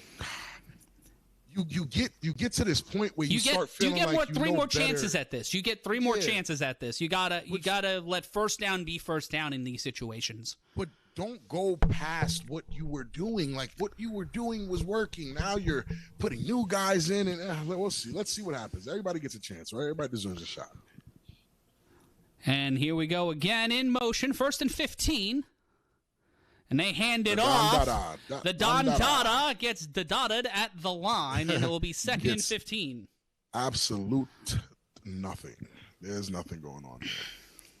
Again, I'm not a fan of that. I don't like that play anyway. But again, they're going away from what they're good at. I don't get it. I don't get it. I mean, they have a good coach because he was able to make the adjustment when needed. But why switch up what's working? It's not that they stopped what was working. You guys started switching things up. You don't need to. 3:08 and counting. As time winds down in our second quarter, the Octane were leading, but Corey Hammond, the Hawks, and Halado Jones turned the tide and made it 15-13 in our third of 4 quarters. The snap. Oh, pressure's up. Oh. Miles met and Kenna again. Big angry, not able to wrap on the sack, and they will get to around the 45. It'll be 3rd and around 11. 2:35 left to go and counting. At 4 o'clock Eastern, it will be the Silk City Animals taking on the QC Crush live right here on A7FL's Games of the Week. If you want to learn more about where to watch that live, go to a7fl.com/watch. That's a7fl.com/watch. That's where you can find out where we'll be at 4 o'clock as we continue the games live with our Games of the Week. A lot of confusion on that Octane side, Matt. It's night and day from first half to right now. I think that seeing how Corey Hammond and the Hawks offense were able to adjust at halftime and completely just stifle the Octane. We're going to see what happens here on the Octane's second possession of the half. Started the half with the ball. Coughed the hands. Wow. Just thrown right at him. Again. It's like a whole different team again. It feels like the entire offense may have caught the yips. Everybody at the same time ran right into the problem. Like, are they tired? Are they confused? Or did they get overzealous? Did they feel like they lost the game already? Like, the game's not over. I don't know about that. It's 4th down. They'll go for it here on 4th. It's going to be 4th and 14, actually. It looks like that last play was not as much forward progress as we thought. But it will be 4th down. And the clock continuing to run here in Indianapolis. Yeah, the threats are gone. Again, if they can make something happen with this group of guys, kudos to them, but the threats are gone right now. The corner's playing back deep. Oh, in my trouble. goodness. Finds a way He's out open, and he's then open, he's throws open. it. Caught. Can he get to the first down marker? He does. And the Hawks giving the Octane just enough rope to get out of the well and get a first down. Yeah, Big Angry needs to go to tackling school. He has missed every key tackle that I needed him to make. If I was a betting man and I saw that, I would be very upset at Big Angry right now. I would say he threw away my That part. is 3 sacks that Big Angry has not been able to finish on.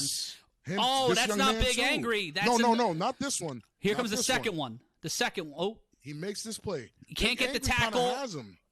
Here he comes, rumbling, stumbling. Can't get him. But again, another opportunity where the Hawks nearly have a sack, but the quarterback runs away out of it. Oh, my God. Amir Morris. Amir Morris gets to the 44-yard line. Holy smokes, what a play by Amir Morris, the legendary corner. Now a Hawks wide receiver stepping in the secondary and taking the ball back and the momentum away from the Octane. This is rough. Just wow. What a read. Wow, you could see that. You could see his eyes the entire play. You saw his eyes? His eyes got wide. He's like, oh, yeah, I see it. And it's still 19-19 in the third quarter between the Renegades and the BIC. Wild afternoon here in the A7FL. No comment. I got to watch that game.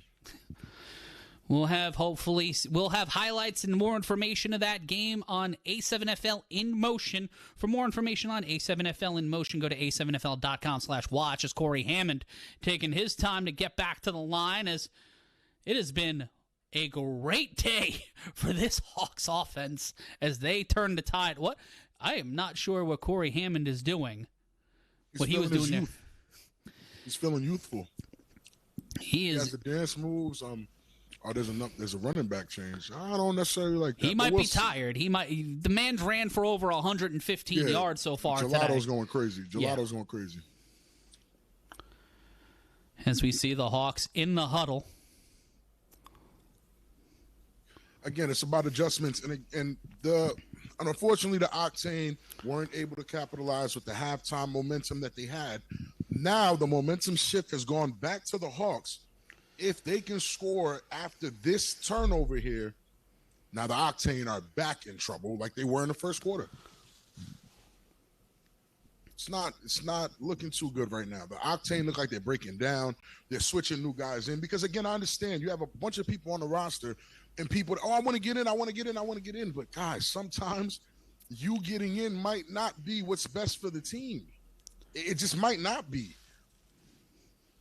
And I get it. Some guys are getting tired. Maybe Theo Smith is tired. But guess what? So are the Hawks guys. And we'll take a brief timeout. We'll be back after this.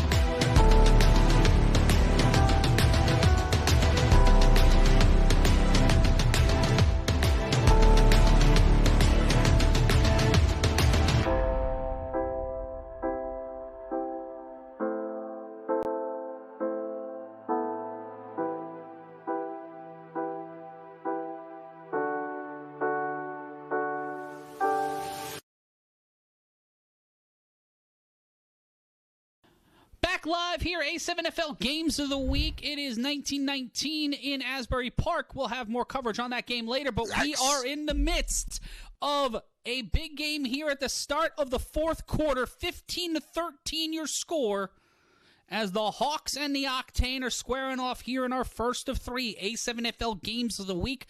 Coming up at 4 p.m. Eastern, 1 p.m. Pacific, it'll be the Animals taking on the QC Crush. And also at 7 o'clock, it'll be the Hunters taking on Sick-Wit-It, a battle of the defending division champions against a team that's looking to make a lot happen and jump in the line. Big Rob, you know better than anybody, bro. You got to be on the list to get in. This club ain't open. Not at all. And that's a rookie mistake from the Octane defensive line. Bobby Newman. If I was Bobby Newman, I would have fell. I would have just fell. Just to make it look bad. But no need. Corey's trying to clean up that stat line, too. I've seen it. Smart man, smart move with the lead at the start of the fourth. On that double fake, bounces out. They can't wrap him, but they will send him back 5 yards to the 40. The Octane defense trying to strip the ball there. Getting a little chippy. Slow down, buddy. Yeah. But again, Corey Flag on the play. They're kind of doing the same thing. I kind of criticize the Octane for it. But again, that's very understandable for a guy who damn near has 150 rushing yards on the day. He might be exhausted. It's 4 quarters. You know what I'm saying? They're getting it off his back. So Beppo here, he gives it to number 11. It's just, it's just not going to work as well. He's not as big of a threat as Gelato Jones is. Okay. There's what happened. Oh, there's what happened. Extracurricular tomfoolery. The big boys. Listen. Large gentlemen being large gentlemen and having conversations. I bet you it was about a Cheeto. It's either that or it was about a pancake. And who doesn't like pancakes? I do. Starving. I can go for a Cheeto pancake right now. Yeah, this is a bad play call. I don't know. I got to give this young man a chance, but Gelato Jones has given. Oh yeah, look at the little extracurricular. Sir, Jones, this is a loaner. How dare you? I need to return this. I need this dry cleaned. Nah, the flag is up. But Gelato Jones has set the precedent. So now, if you're not running like that, you might as well chill out. The handoff inside gets a gain of about 5 there. That's solid. Gelato. It's a solid run. And Rob, when you have the lead right now, even though it's a tenuous lead, and you know that you have 14 and a half minutes of football left, you do want to have your best horses ready for that final drive. And You do. You're 1,000% correct, Matt. Not only that, you do want to run the clock a little bit. You do want to give your defense a chance to rest. You do want to give your star players a chance to rest to a degree. So if they could chip down the clock and get a score here, it's Gelato Jones is DL Ron. That's his nickname. DL Ron, but today he is now known as Gelato Jones. But a bounce to the outside. Hey now. Don't dream it's not over, but it's a first down. The Hawks finding a way to speed down that sideline, and Corey Hammond and the Hawks have some speed on offense. And that's so now another flag on the play. Sense, unfortunately, but this makes more sense. He's a more speed guy than he is. Rob had a little bit of technical difficulties. He'll join us back in a second. Matt Ryan here with you, 13:49. And Rob, we're back with you. We lost you for a second there. Your point was so good it broke your computer. Definitely did. Honestly, very weird, very odd. But 13:49 left to go in this one. And shout out to everybody watching us across all social media, all digital media. And whether or not one side, 2 sides, 3 sides, or 4 sides, we try to give you all sides of the A7FL action, and we're hoping to have more scores for you throughout the day. Action throwing off in Las Vegas in 1 hour and right here in Indianapolis. Matt, I hate to ask this question. Yes, Rob. What if we leave the first A7FL Sunday of 2025 and find out BIC is 0-1? If the Hawks are 1-0 and the BIC is 0-1, this league will go. The top nuts. 7 will be bonkers this coming Tuesday. Bounces to the outside and met at the 2. Gain of about maybe 2 there, and it will be second down. All right, calm down, roly poly oly. He's bugging. That's a lot. That was a lot extra for that wasn't necessary at all. Good play. Act like you've been here before. Good defensive play. Just have some class. Rob, we've called people ass on television before. Oh, I can say that still? I just had to break character. Wait a second. Much. I can say that? Oh, man. I'm kidding. We're nice now. It's 20 and an update on the BIC Renegades game in the fourth quarter, 25-19. Trenton taking the lead. Flag on the Hawks offense. Not what you want. And we'll have to see that footage, whether or not it's BIC playing with their food or those Renegades boys. We heard a lot of rumors about them in the offseason being new head coach. Ron Clark taking over as GM. Ron Clark, yeah. I believe Corey Price is also back as a Renegade, so they have some options in the secondary. Yeah. And Hammond in the shotgun. Helado Jones set up to his right. They are Morris in motion. The snap, Hammond rolls out he can't to his catch right. Corey Hammond on his bicycle. Look, Corey Hammond! Look, Corey Hammond lowering the shoulder.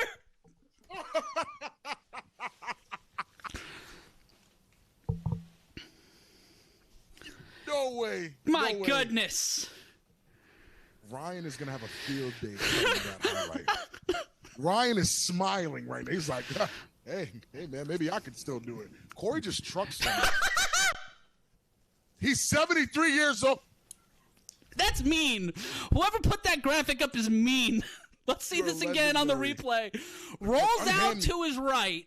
Corey Hammond looking like prime Corey Price. Excuse me, sir. Just on his bicycle. Boom! Sir. Oh, my God. My goodness. 73 4th years and old 2. doing his thing. Hammond throws it off the hands, and it will be incomplete. Oh, gotta love the effort, man. Gotta love the effort. There's no way he had enough in the tank to make that throw. And it will be Octane ball. It seems like the Hawks have turned it over. I mean, at least he got a great highlight out of it. It looked like he got the first hit. I'm wondering what that call was to set that up. But it will be. Wow. And I'm getting messages in my own personal instant feedback that Brandon Garst and Jaden Miles should be players of the game. But if you want to feel like a player in the A7FL, get your fan gear now. Don't just watch the game. Wear the game. Go to A7FL.com, A7FLshop.com. That's A7FLshop.com. The snap, in trouble, tipped, and that ball's down. That defense is waking up. And I do agree. They should be if they win. Yes. Yeah. If not, then we go into Gelato Jones. Gelato Jones. I feel like that's my that actually number 6. Yeah, number 6 is where is this? Yeah, that's Grant Weatherford. Number 6 is Grant Weatherford. The wrong guy. Okay, yeah. Grant Weatherford. Sorry, Grant. The snap rolls out in trouble. Pressure. Big Angry. Miles needs to get this one going. He gets it going and tries to get to the first down marker. Trying to drag himself there. Where will they give him the forward progress? And there seems to be some. I don't know what that is. It looks like a flag, but not too sure. Oh, no, it's not a flag. Okay. I see multiple of them. And that was number 16 on the catch. That's David Lairson. Traditionally a running back, came out of the backfield, and Big Angry again could not catch this man.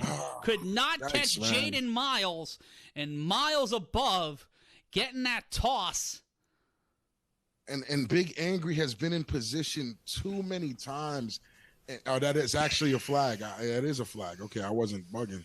My offensive lineman eyes didn't lie. And also, if you're here for the first time and wondering why we give Corey so much abuse, it's because not only does he also joins us on the games of the week. He's a voice you'll hear every so often when he's not slinging the rock for the Hawks. And also, he's one of our best friends. So we are going to light him up every once in a while, and he'll be joining us on A7FL in Motion every single week. Don't worry, guys. I'm much nicer to other quarterbacks. Corey just gets a little much nicer. You know, I'm much nicer to other quarterbacks. But it is 13-15. This Octane team looking real good today, and it has been a lot of fun watching these two teams play. Very much, and show exactly what these two teams can do. I'm enjoying this game. I can't even lie. I'm definitely enjoying it. Oh, my goodness. Updated score, 25-25 in Asbury. My goodness, the Renegades are... But the Renegades in season openers in 2022, these two teams played in the season opener, and it was 2023, pardon me, and it was a close and contentious game up until the end. 10:03, 15-13. We've got our own close game here in Indianapolis on the games of the week. Sending 4. Here comes the pressure. Halado Jones coming after Miles. Miles getting on his bicycle. Gets to the first down marker. Gets to the 50. Holds on. And where will he be? Ball's live. And it comes up. It's Hawk's ball. It's Hawk's ball. Bebo comes up with it. What a bonehead play. Why?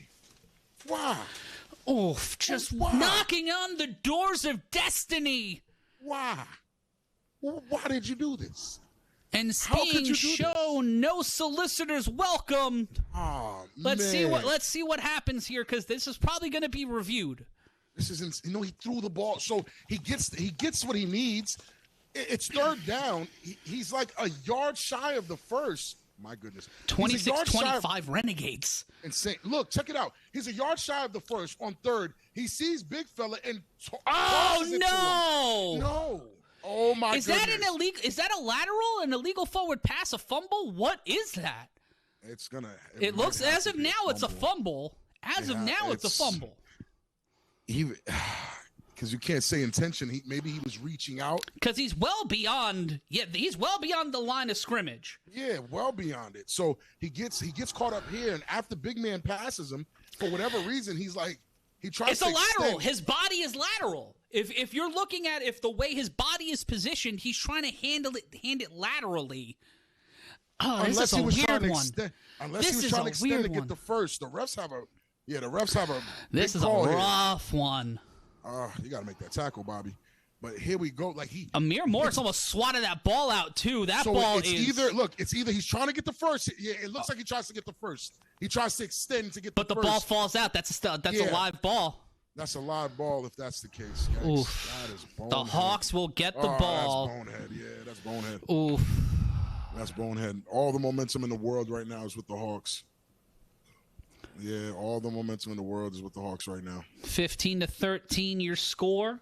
First ever meeting between the Octane and the Hawks. First time ever meeting between an Indianapolis team and a team from New Jersey in the A7FL. Big pressure, handoff to Halado Jones, changes directions, gets to the initial line of scrimmage, and gains another about 4 on that play, and it'll be second down.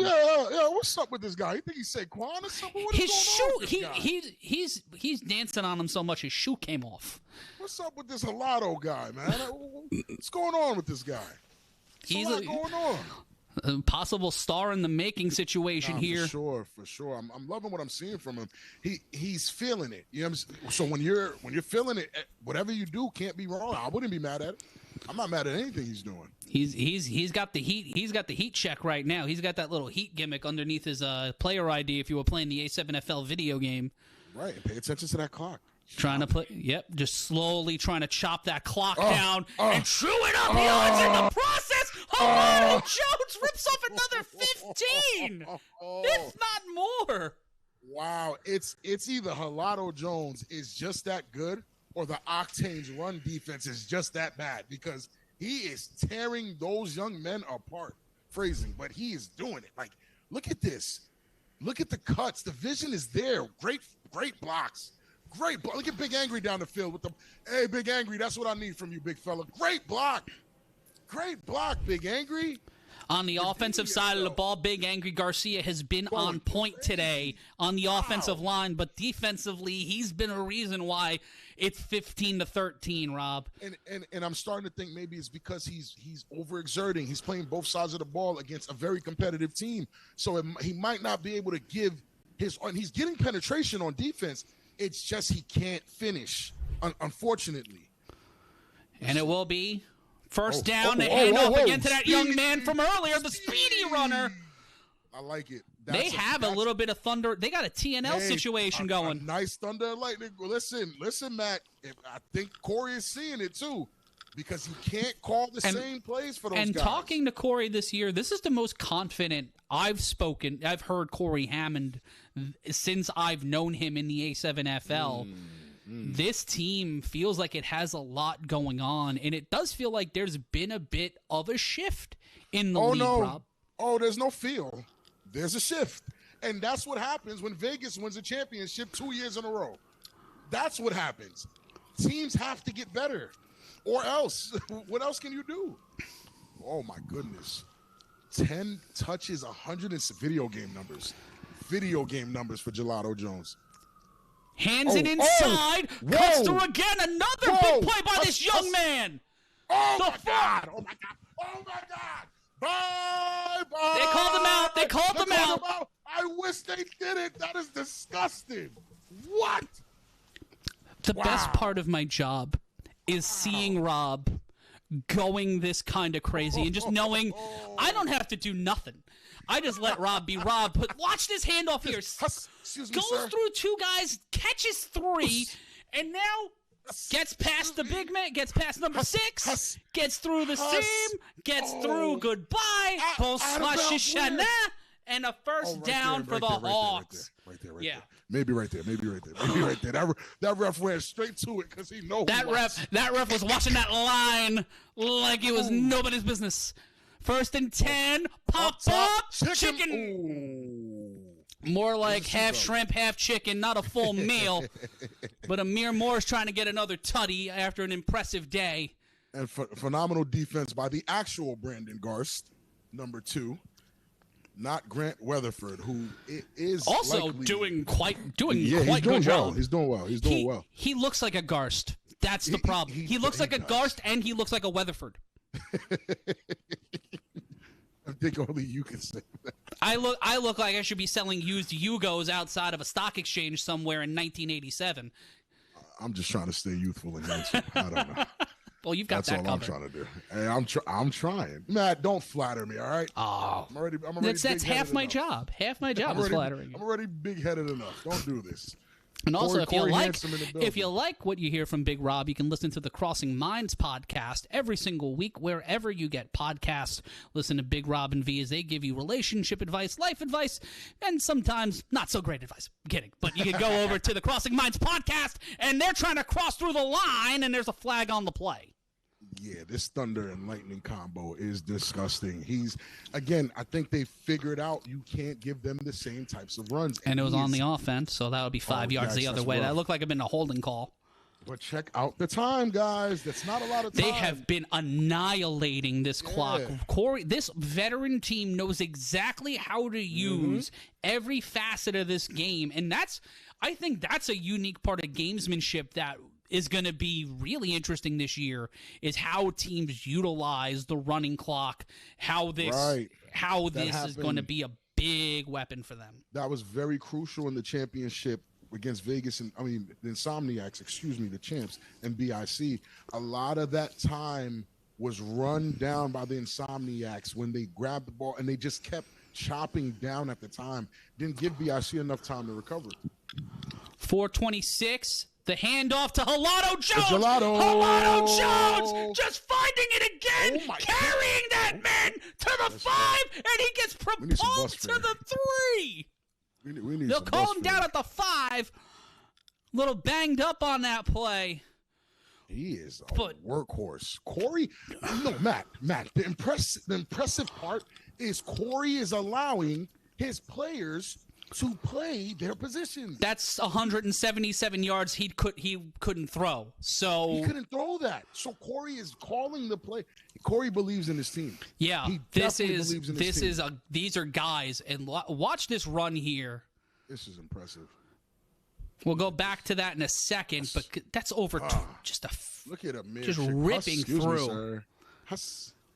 Weatherford is exhausted. He doesn't even try. And here's the play for the touchdown. Up top, chicken box. Touchdown, Hawks. It is. Out of replay into reality, another tutty for Amir Chick Morris. Up top, chicken box, the all-decade player with an all-decade kind of game, walking like he knows what he did. 21-13. I'm getting PTSD. This is what he did to us, Matt. I remember. I didn't like it. It's 316 on 316, so Chick had to get a go stone cold on him and stun the defense. A Garst head top. He didn't even shake his. Oh my goodness, that's nasty. He didn't even shake his hand. Be nice, Chick. Sheesh. Oh yeah, that's a head. My goodness gracious. Hey, Ryan, I know you're smiling right now wherever you are, Ryan. I'm just trying to see how it looks vertical. So when we put it up on Instagram, it's gonna be nasty. It's gonna be very pretty. And this team likes playing with each other. It seems like these guys like playing with each other. I can honestly say. I can honestly say the cohesion right now that I'm seeing from this Hawks team, all the vets, I don't see anyone being greedy. Bebo's helping, Chick's helping, Corey's helping. Corey's allowing the team to be the team, and he's calling the plays, and they're trusting Corey. And most importantly, the offensive line is blocking. I'm loving it. And here we go for a 2-point attempt. It'll be from the 10. It'll be a flag. And it will be a 2-point attempt from the 5. Hey, Matt, it's it's a 1-point attempt from the 5. No flag. It's looking like a shootout in Asbury Park, Matt. 33-26 BIC. We will try to get to that game live as soon as this game is concluded. 21-13 your score. The handoff, flag on the play to throw, caught. And that is Bobby Newman. I'm concerned. Who was it on? That was a 2. They call that it's a 2 from the 5 after the penalty. It's on the Hawks. Those will go back. But I like that the Hawks have plays where Bebo has designed plays to get these conversions. Not for aside from the penalty, if that's clean, it goes in with no hitch. That's impressive. You need to practice these because those are the difference makers in this league right now. Most certainly, though. Yeah, 2-point conversions, 1 point. They'll be going for a 1-point conversion from the 10 after the penalty. Bebo tosses this one, gets it to his man, but his man is stuck in a sea of Octane. All right. Now put him down. He's done what he needed to do. He can go. You can send him home now. Right. And the unfortunate part here is not only do the Octane need to score here, but they actually can't win right now if they score. They can only score, get 19. If they go for 1, they lose. If they go for 2, they tie. And give the high-powered Hawks right now the ball again. And I wouldn't want to do that. That's fair. And those championship points are tough to come by. So even if they score, they still have to put the ball in the end zone again to win.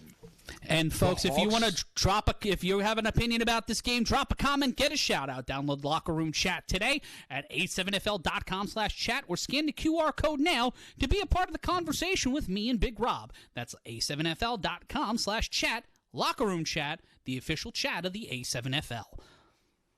Matt Ryan joined alongside Big Rob Fabian. And Rob, as we get towards the latter portion of this fourth quarter, you are making a point. The Octane, this is all or nothing right now for them. Yeah, they have to not only score on this drive, but remember the get back is back. So if they tie or if they're still down, if they can get the defender of the Hawks, if they can get someone like Amir Chick Morris from getting beyond the 20-yard line, and that might be why the get back could not work for any of these teams. We'll see another dead ball run from the Octane. And that'll be number 4 returning it. And that is Adam Blake. Adam Blake will return the ball off a dead ball run. He'll go off the whistle, and here he goes from the 25. He's going, and he's Stopped. Solid run, though, gets him to the 41-yard line. Good field position, if not great for the Octane, but it is. But they have left. Oh, he might have hurt his calf on that one. He might have pulled a calf, unfortunately. But the Octane were filled with confusion in their last offensive day. He definitely hurt his calf. Yeah. He was able to get up. He got up on his own strength, which is always good. But he's definitely maybe you need to get taped up. Man. Yeah, go to tape me up. TapeMeUp.net for that. But right now, they still have 3 timeouts and the 2-minute warning. So much confusion on that offensive side, though. And there you see Weatherford. He'll be stepping out wide. I hope. If they keep Grant Weatherford on, keep the treacherous twins on, you might have a chance here. But again, you're asking for a lot.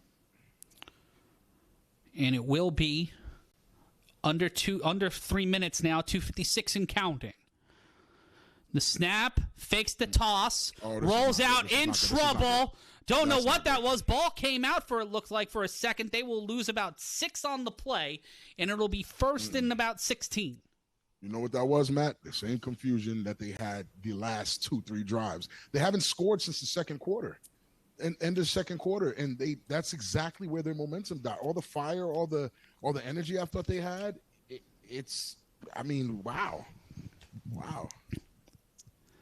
BIC now up 33-26 in our other game. We'll have an update on the BIC, the Patterson U taking on the DC Buzz, and also the Baltimore Watchmen taking on the Virginia Heathens. We'll have more on that a little bit later on. Octane need to get this play off before the 2-minute warning. The snap, and this will be the last play before the 2-minute warning. In trouble, Big Angry again misses another sack attempt, and does that the Octane? Weatherford, all-weather, built for this, gets the first down, gets him to the 25, and at the 2-minute warning with 1:51 left to go, Weatherford getting the play, and at the 2-minute warning, it's 21-13. We'll be back with the rest of this one after this.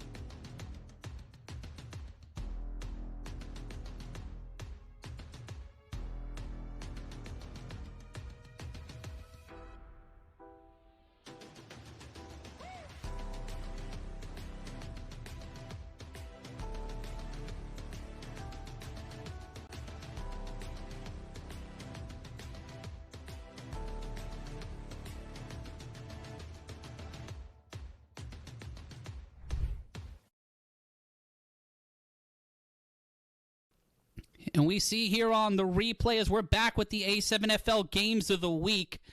This was a huge opportunity. Another broken play, another missed sack from Big Angry, and then setting up. And this has been an excellent performance today from Miles, because he has been finding himself in tough situations against veterans and finding a way to get that first down. 1:49 and counting after the 2-minute warning. That play ran into 151. The throw intercept off the hands. Bebo again cannot come up with it. That could have been all cash. That could have been straight cash on that one.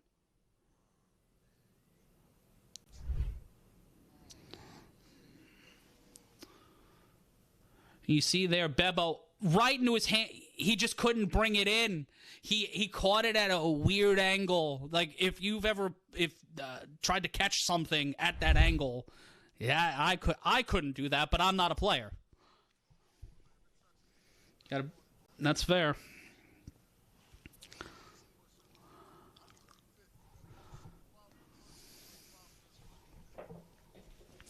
We'll see if he gets those on A7FL in motion. 33-33, 4:27 left in Asbury Park. We're going to bring you that game as soon as this one is over. 1:43 left to go. In trouble, rolls out. Back. Good tackle by Wow. Good play there. And apologies for the technical difficulties again. Good tackle by Gelato Jones. Running back on running back crime. Love to see it. But they're moving the ball, and they're doing what I've been asking them to do. Go to Weatherford. Go to the Don Dada. Go to these two gentlemen and let Miles go off. Everybody else is just kind of in the way right now. Minute 7 left to go. The snap.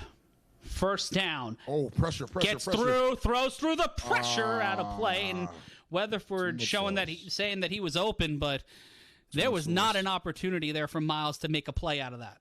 Now, though Big Angry didn't get a sack, the pressure that I can't take away the fact that Big Angry has been applying pressure the entire game while playing both sides of the ball, doing a phenomenal job on the offensive side, giving great pressure on defense, just missing those key sacks that really could have had this game 32-13 or 32-6. But again, you live and you learn, you make adjustments, and right now they're doing enough. They just have to stop. It's not a lot of time, man. The pressure's on. No, this is the last stand for these guys. It's 2nd and 10 because the ball was spotted at the 11-yard line. So they get a little bit of bail if they don't get into the end zone. They've got to get at least to the 1. They've not burned any of their timeouts as of yet. The Hawks have 2 timeouts remaining. But after the incompletion, the clock stopped because we're under 2 minutes in the 4th. He spins, shows his back to the defense, and when it comes most, Big Angry finishes the job. Big Angry finishes it and gets the sack. They'll burn a timeout. The Octane will burn their first timeout. It's rough, man. It's rough. Poor guys, man. But the Octane's grit and determination in this game has been something to really highlight and something to really look at heading into the rest of this season. They might give teams a bit of trouble.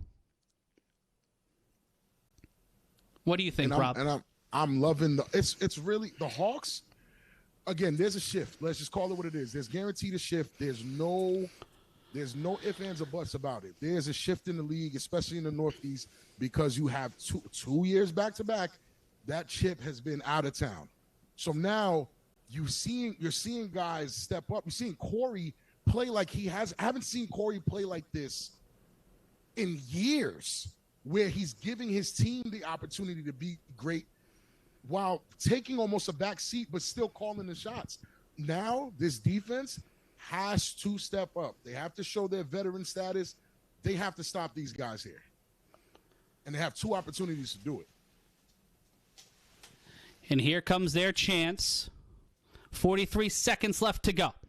The snap rolls out to his right. Pressure. Trouble, more pressure. And they got him again. They got him. And the clock will stop with 35 seconds left.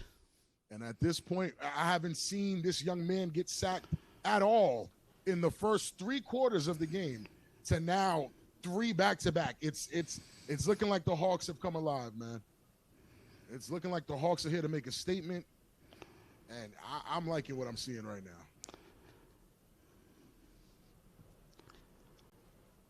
And it will be one more chance for the Octane. You see Logan Wall, the coach there, talking in the huddle after the timeout, the man who was the quarterback last season but found himself at the start of the year as the coach and helping run this offense. He's had a really solid game today for his team. But now with the game and their first big matchup of the season and possibly a big momentum swing for the rest of the year standing on the line, what will happen for this Octane team standing on the horizon of possibly their biggest win since joining the A7FL? And it's just, listen, Corey could leave here with his first win ever in centuries. Oh, Bobby Newman with the throw pressure. Weatherford drives through to the 5, trying to press through, and the ball comes loose. They whistled it dead. They whistled it dead. They whistled it dead. They're screaming for a timeout. One last timeout, and they burn through the timeouts. And we are moving now to the BIC game. We're back live, A7FL.TV. This game, we're going to check in real quick. BIC Renegades, 33-33. The size of those behemoths on the line. Sterry Codrington facing some massive pressure on the opposite side. The handoff, play action. Tipped up and almost intercepted. Hey, brother, what Renegades team is this? I don't know what this is. They've turned it up. The Renegades have turned it up. This team. Megatron looks like the smallest guy on the line. What am I looking at? Oh, nah. This is nuts. This is nuts. Oh. We're hoping to have word from Indianapolis as we are here with 90 seconds left. Hawks, the game is over in Indianapolis. The Hawks have taken the victory. Congratulations to the Hawks going into the congratulations to Corey. First win. Corey won. Wow. Wow. Shouts to Corey. What are we looking at here, though, Matt? The Renegades are huge. On 3rd and 8, the behemoths of the East Orange Renegades going up against this this Trenton BIC line as we break into this broadcast on A7FL.TV. The snaps. In trouble. Codrington can't get it to his man. Too much sauce on that. Could not get it to Kason Campbell, and it will be 4th down. I can guarantee you those wins out there in Asbury are whipping. I know they are. I know they are. What a game. I don't recognize a lot of these guys, man. Ron Clark has scoured the flag football scene to put this team together. And this Renegades defense has put the Trenton BIC on its back foot.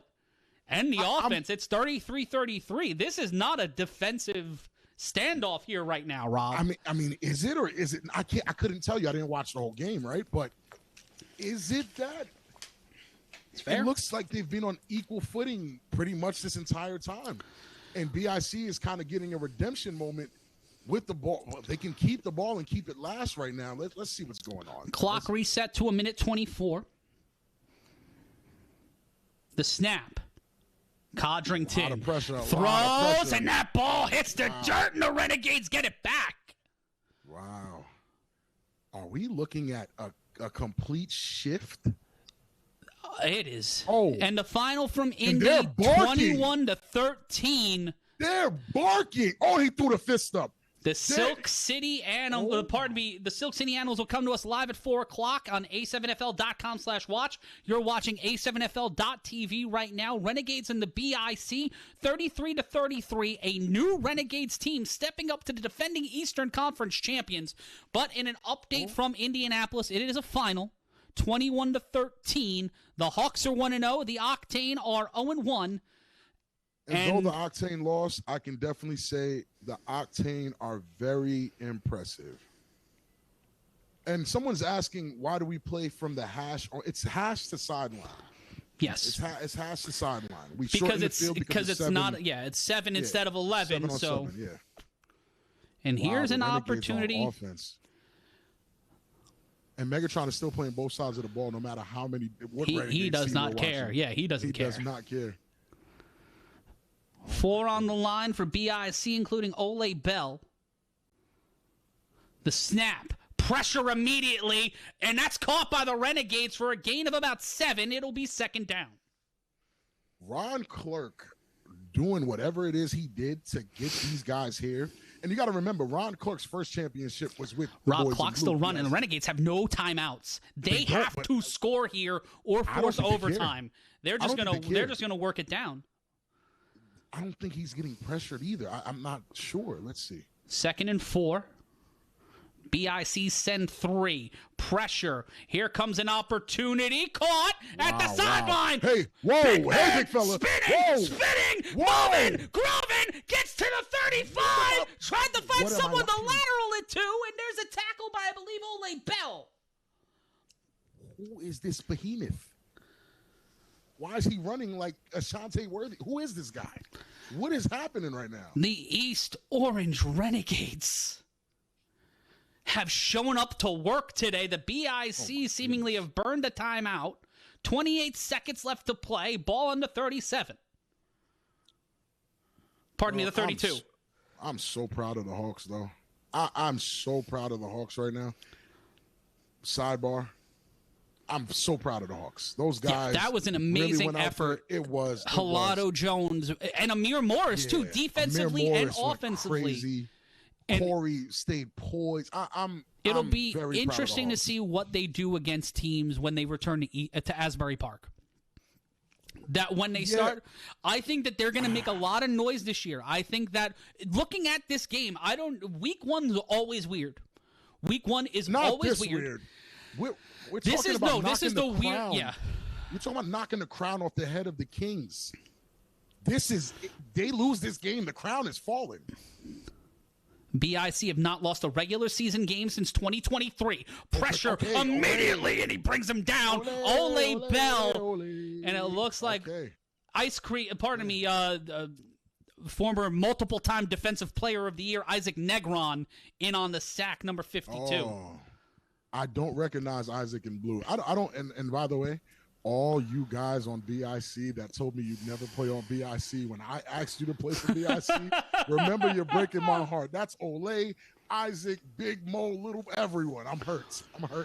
Last play of regulation. The snap. Throw off the hands, and we go to overtime. We are in overtime here in Asbury Park. We had one game end, but we've got extras here, and we got 20 minutes of free air time to figure this one out. And Rob, holy smokes, what a game. I don't even know what to really say. I haven't been here for 4 quarters. I'm just walking in and seeing it's 33-33. It's a lot to digest in this short amount of time, and I know a lot of people. Okay, let's definitely preference this. I know a lot of people are tuning in right now because the Hawks just won, and you're asking BIC what the F is going on. And once again, honestly, what? If you're just joining us, the final score was Hawks 21, Octane 13, and folks, it's a 7-week season. You cannot take more than one loss in a regular season. And right now, the Octane, they're 0-1. They've got a chance to bounce back. There's a lot of football left, but there's a tight window to get into the playoffs and stand at the top of the division. And if we walk out of week 1 with the Hawks at the top of the ladder and the BIC at 0-1, that could change the entire trajectory of this 100%. A7FL season. I'm going to be honest with you. Regardless of the result of this game, the trajectory's already changed. They see that the God can bleed. It's not and the good look. And the BIC have not lost a regular season game since 2023. They've been in the championship 3 of the last 4 seasons. Let's call it what it is. They're the kings of the A7FL East of the East Coast in the last 5 to 4 years, 4 to 5 years, right? Since 2021, they have been the team that really has set the precedent of what an organization's supposed to look like up until 1,000%.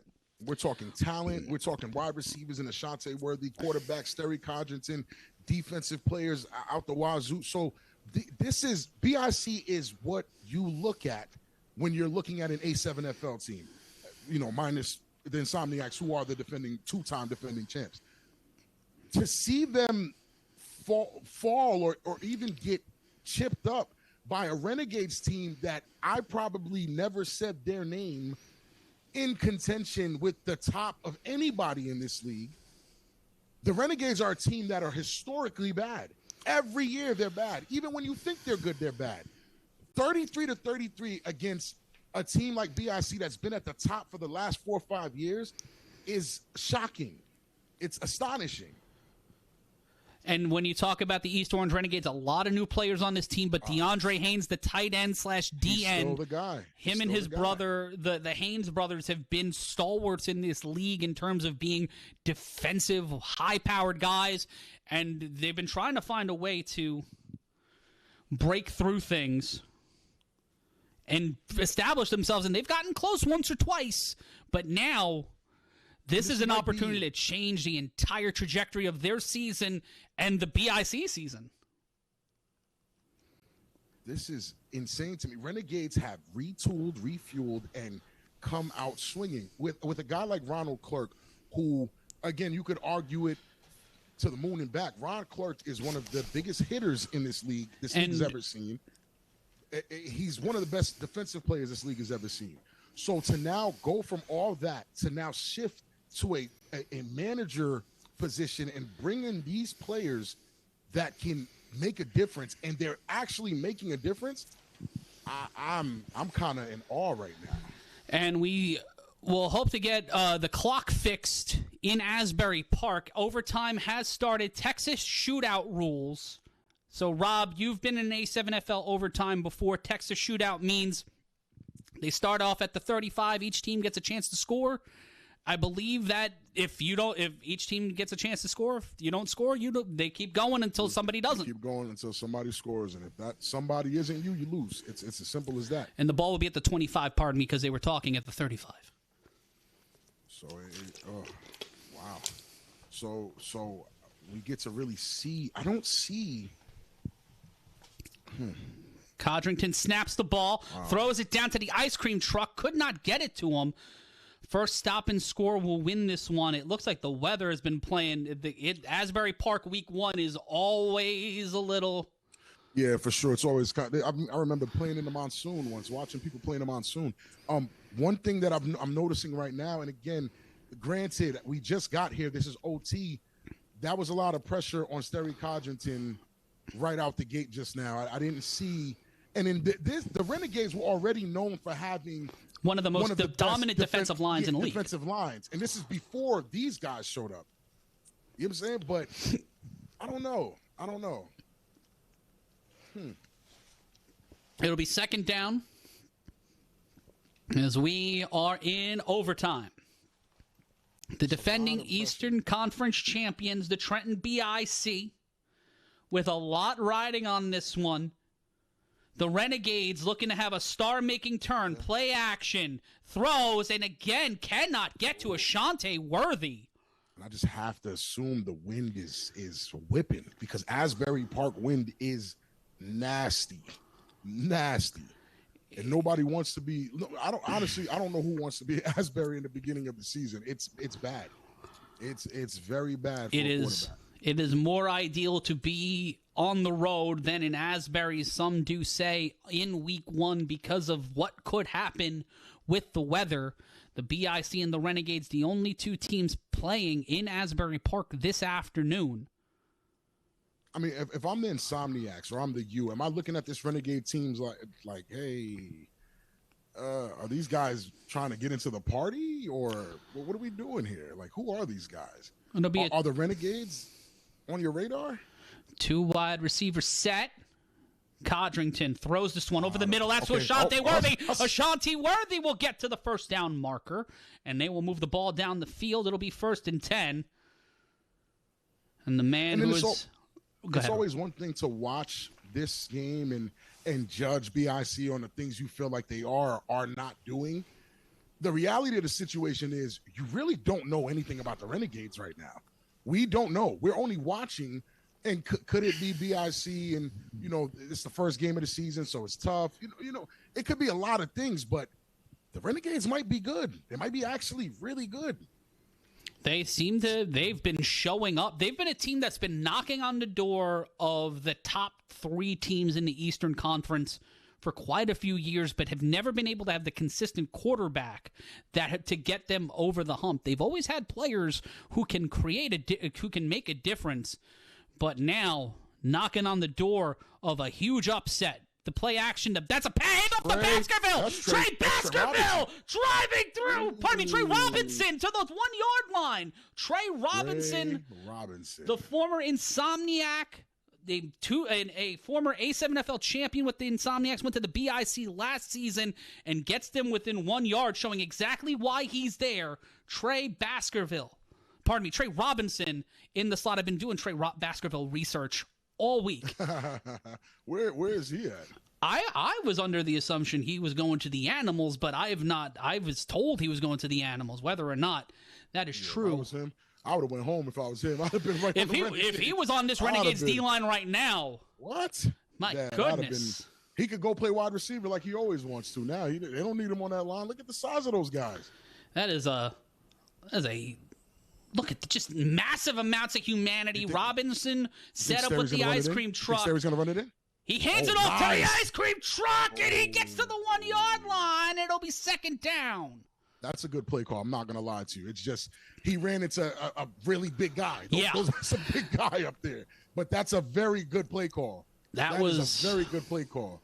A rough and tumble attempt there by the BIC, the Renegades defense standing firm, but you can start to see that exhaustion getting to him as we're in free football here at the top of the hour on A7FL.TV and across the A7FL TV network. It'll be the Animals taking on the Chaos. If you want to learn how to join us live, go to A7FL.com/watch. That's A7FL.com/watch. Matt Ryan joined alongside Big Rob Fabian here, looking to call our second ending of the afternoon. Handoff to Robinson, follows the lead blocker, and the BIC he gets in. will fall into the end zone and win this one 39-33 in overtime. And an impressive performance by the Renegades defense. No, they don't win yet. Oh, they have to. Yes, I'm sorry. First stop and score. Yeah. The BIC need to get the extra point here and stop the Renegades. Yeah, stop the Renegades defense. Then they win. But if the Renegades score, we're right back to where we were. We're right back and we will not be able to stay with this whole game. We will have to go to the Animals and crush at the top of the hour as of now. If that game gets delayed or if that start time gets pushed back, we'll bring in the end of this game. We're going to ride with this one as long as we can, as the BIC will attempt to go for an extra point. I do want to admit, Ice Cream Truck 2016 is not getting stopped at the 1-yard line like that. I just want to be clear. I know that in my heart he wasn't getting stopped. Doesn't matter who was over there. Halado Jones, though? He's getting stopped. Yeah. They're going for one. Codrington throws this one to the ice cream truck, and Choco Tacos for everybody. The 40 boys are back as it's 40-33. And there you go. That's the new ice cream truck. He'll catch one of those. You're not going to be able to stop him coming downhill like that. But, yeah, 2016 ice cream truck scores that touchdown that he didn't score. It's been bothering me a little bit. Just a little bit. I'm looking at him, I'm like, nah, he makes that. But, I mean, he looks great. He's in the gym. He looks phenomenal. You know what I'm saying? But when he was a little bigger, you're not taking him down one-on-one. You're not doing that. Don't care who you are. He's in your sternum. Oh, no. So let's see. So now BIC's defense, and they seem like they've just been going back and forth. I can't really tell. I mean, Sterry just put together a masterclass just now in the scoring drive, and I'm guessing this gentleman right here, this quarterback, is doing the same. Well, let's see what they can do. The Renegades with the ball, they have to score, and they have to get the extra point. 40-33, the handoff on first down, met at the line of scrimmage, and then lovingly tossed back to the 25. Trey Robinson and Isaac Negron in helping on the tackle. Don't necessarily like that play call out the gate, which is, again, when BIC did it, BIC had way better play calls in this situation. I don't like that one. I don't see what they were trying to do. Unless they're setting up for something. Again, this is my first time seeing these guys in action. Maybe they're setting something up, but I don't necessarily like that play call.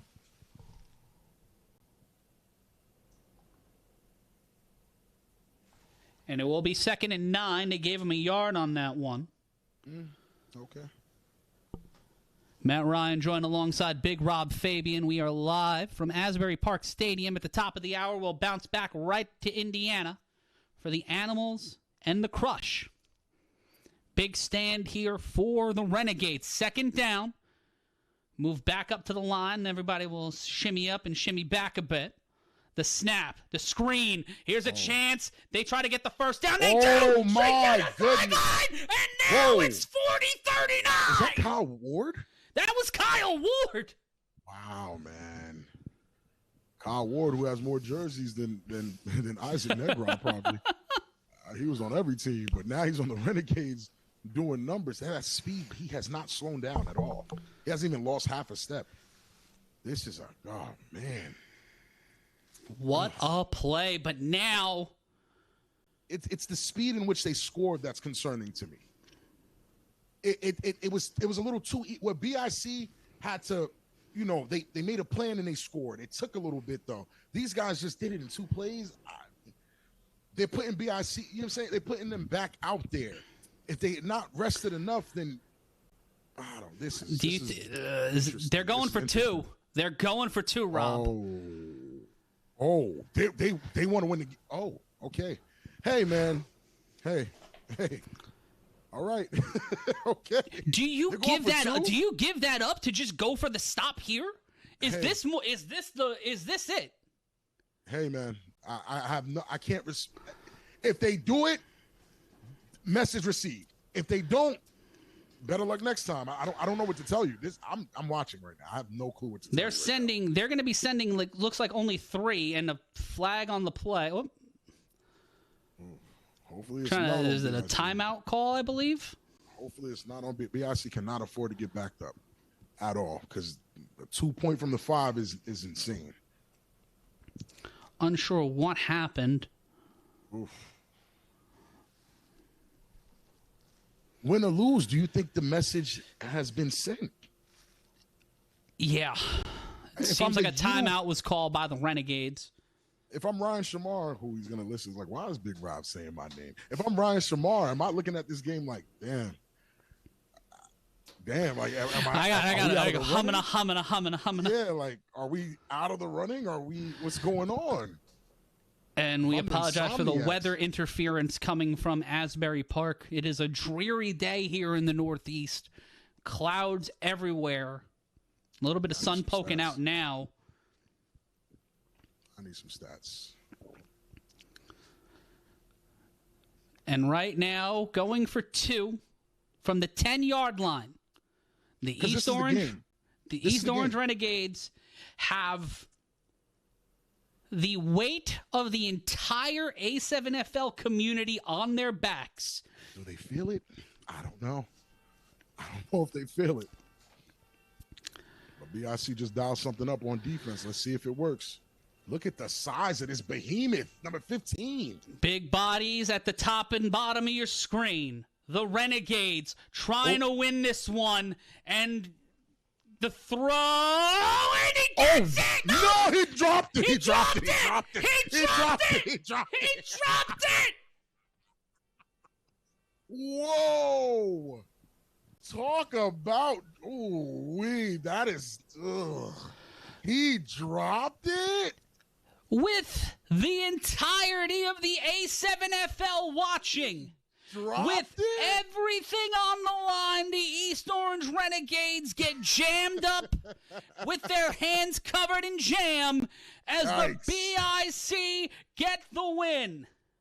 Listen, as my boy Rick used to say, stone hands, my man, there's no way you just drop. You drop the win. Like, you literally just dropped the win against BIC. You're not going to – you think BIC is going to let this happen and you spin back and think for some reason you're going to get this again? You won't get this again. We will not, but Corey Hammond gets the win for the Hawks. The BIC get a win in overtime. It has been an exciting day in the A7FL, but when we come back, we will have more for you when we are live with the A7FL Games of the Week across the A7FL network. We'll return with more after this. Stay right where you are.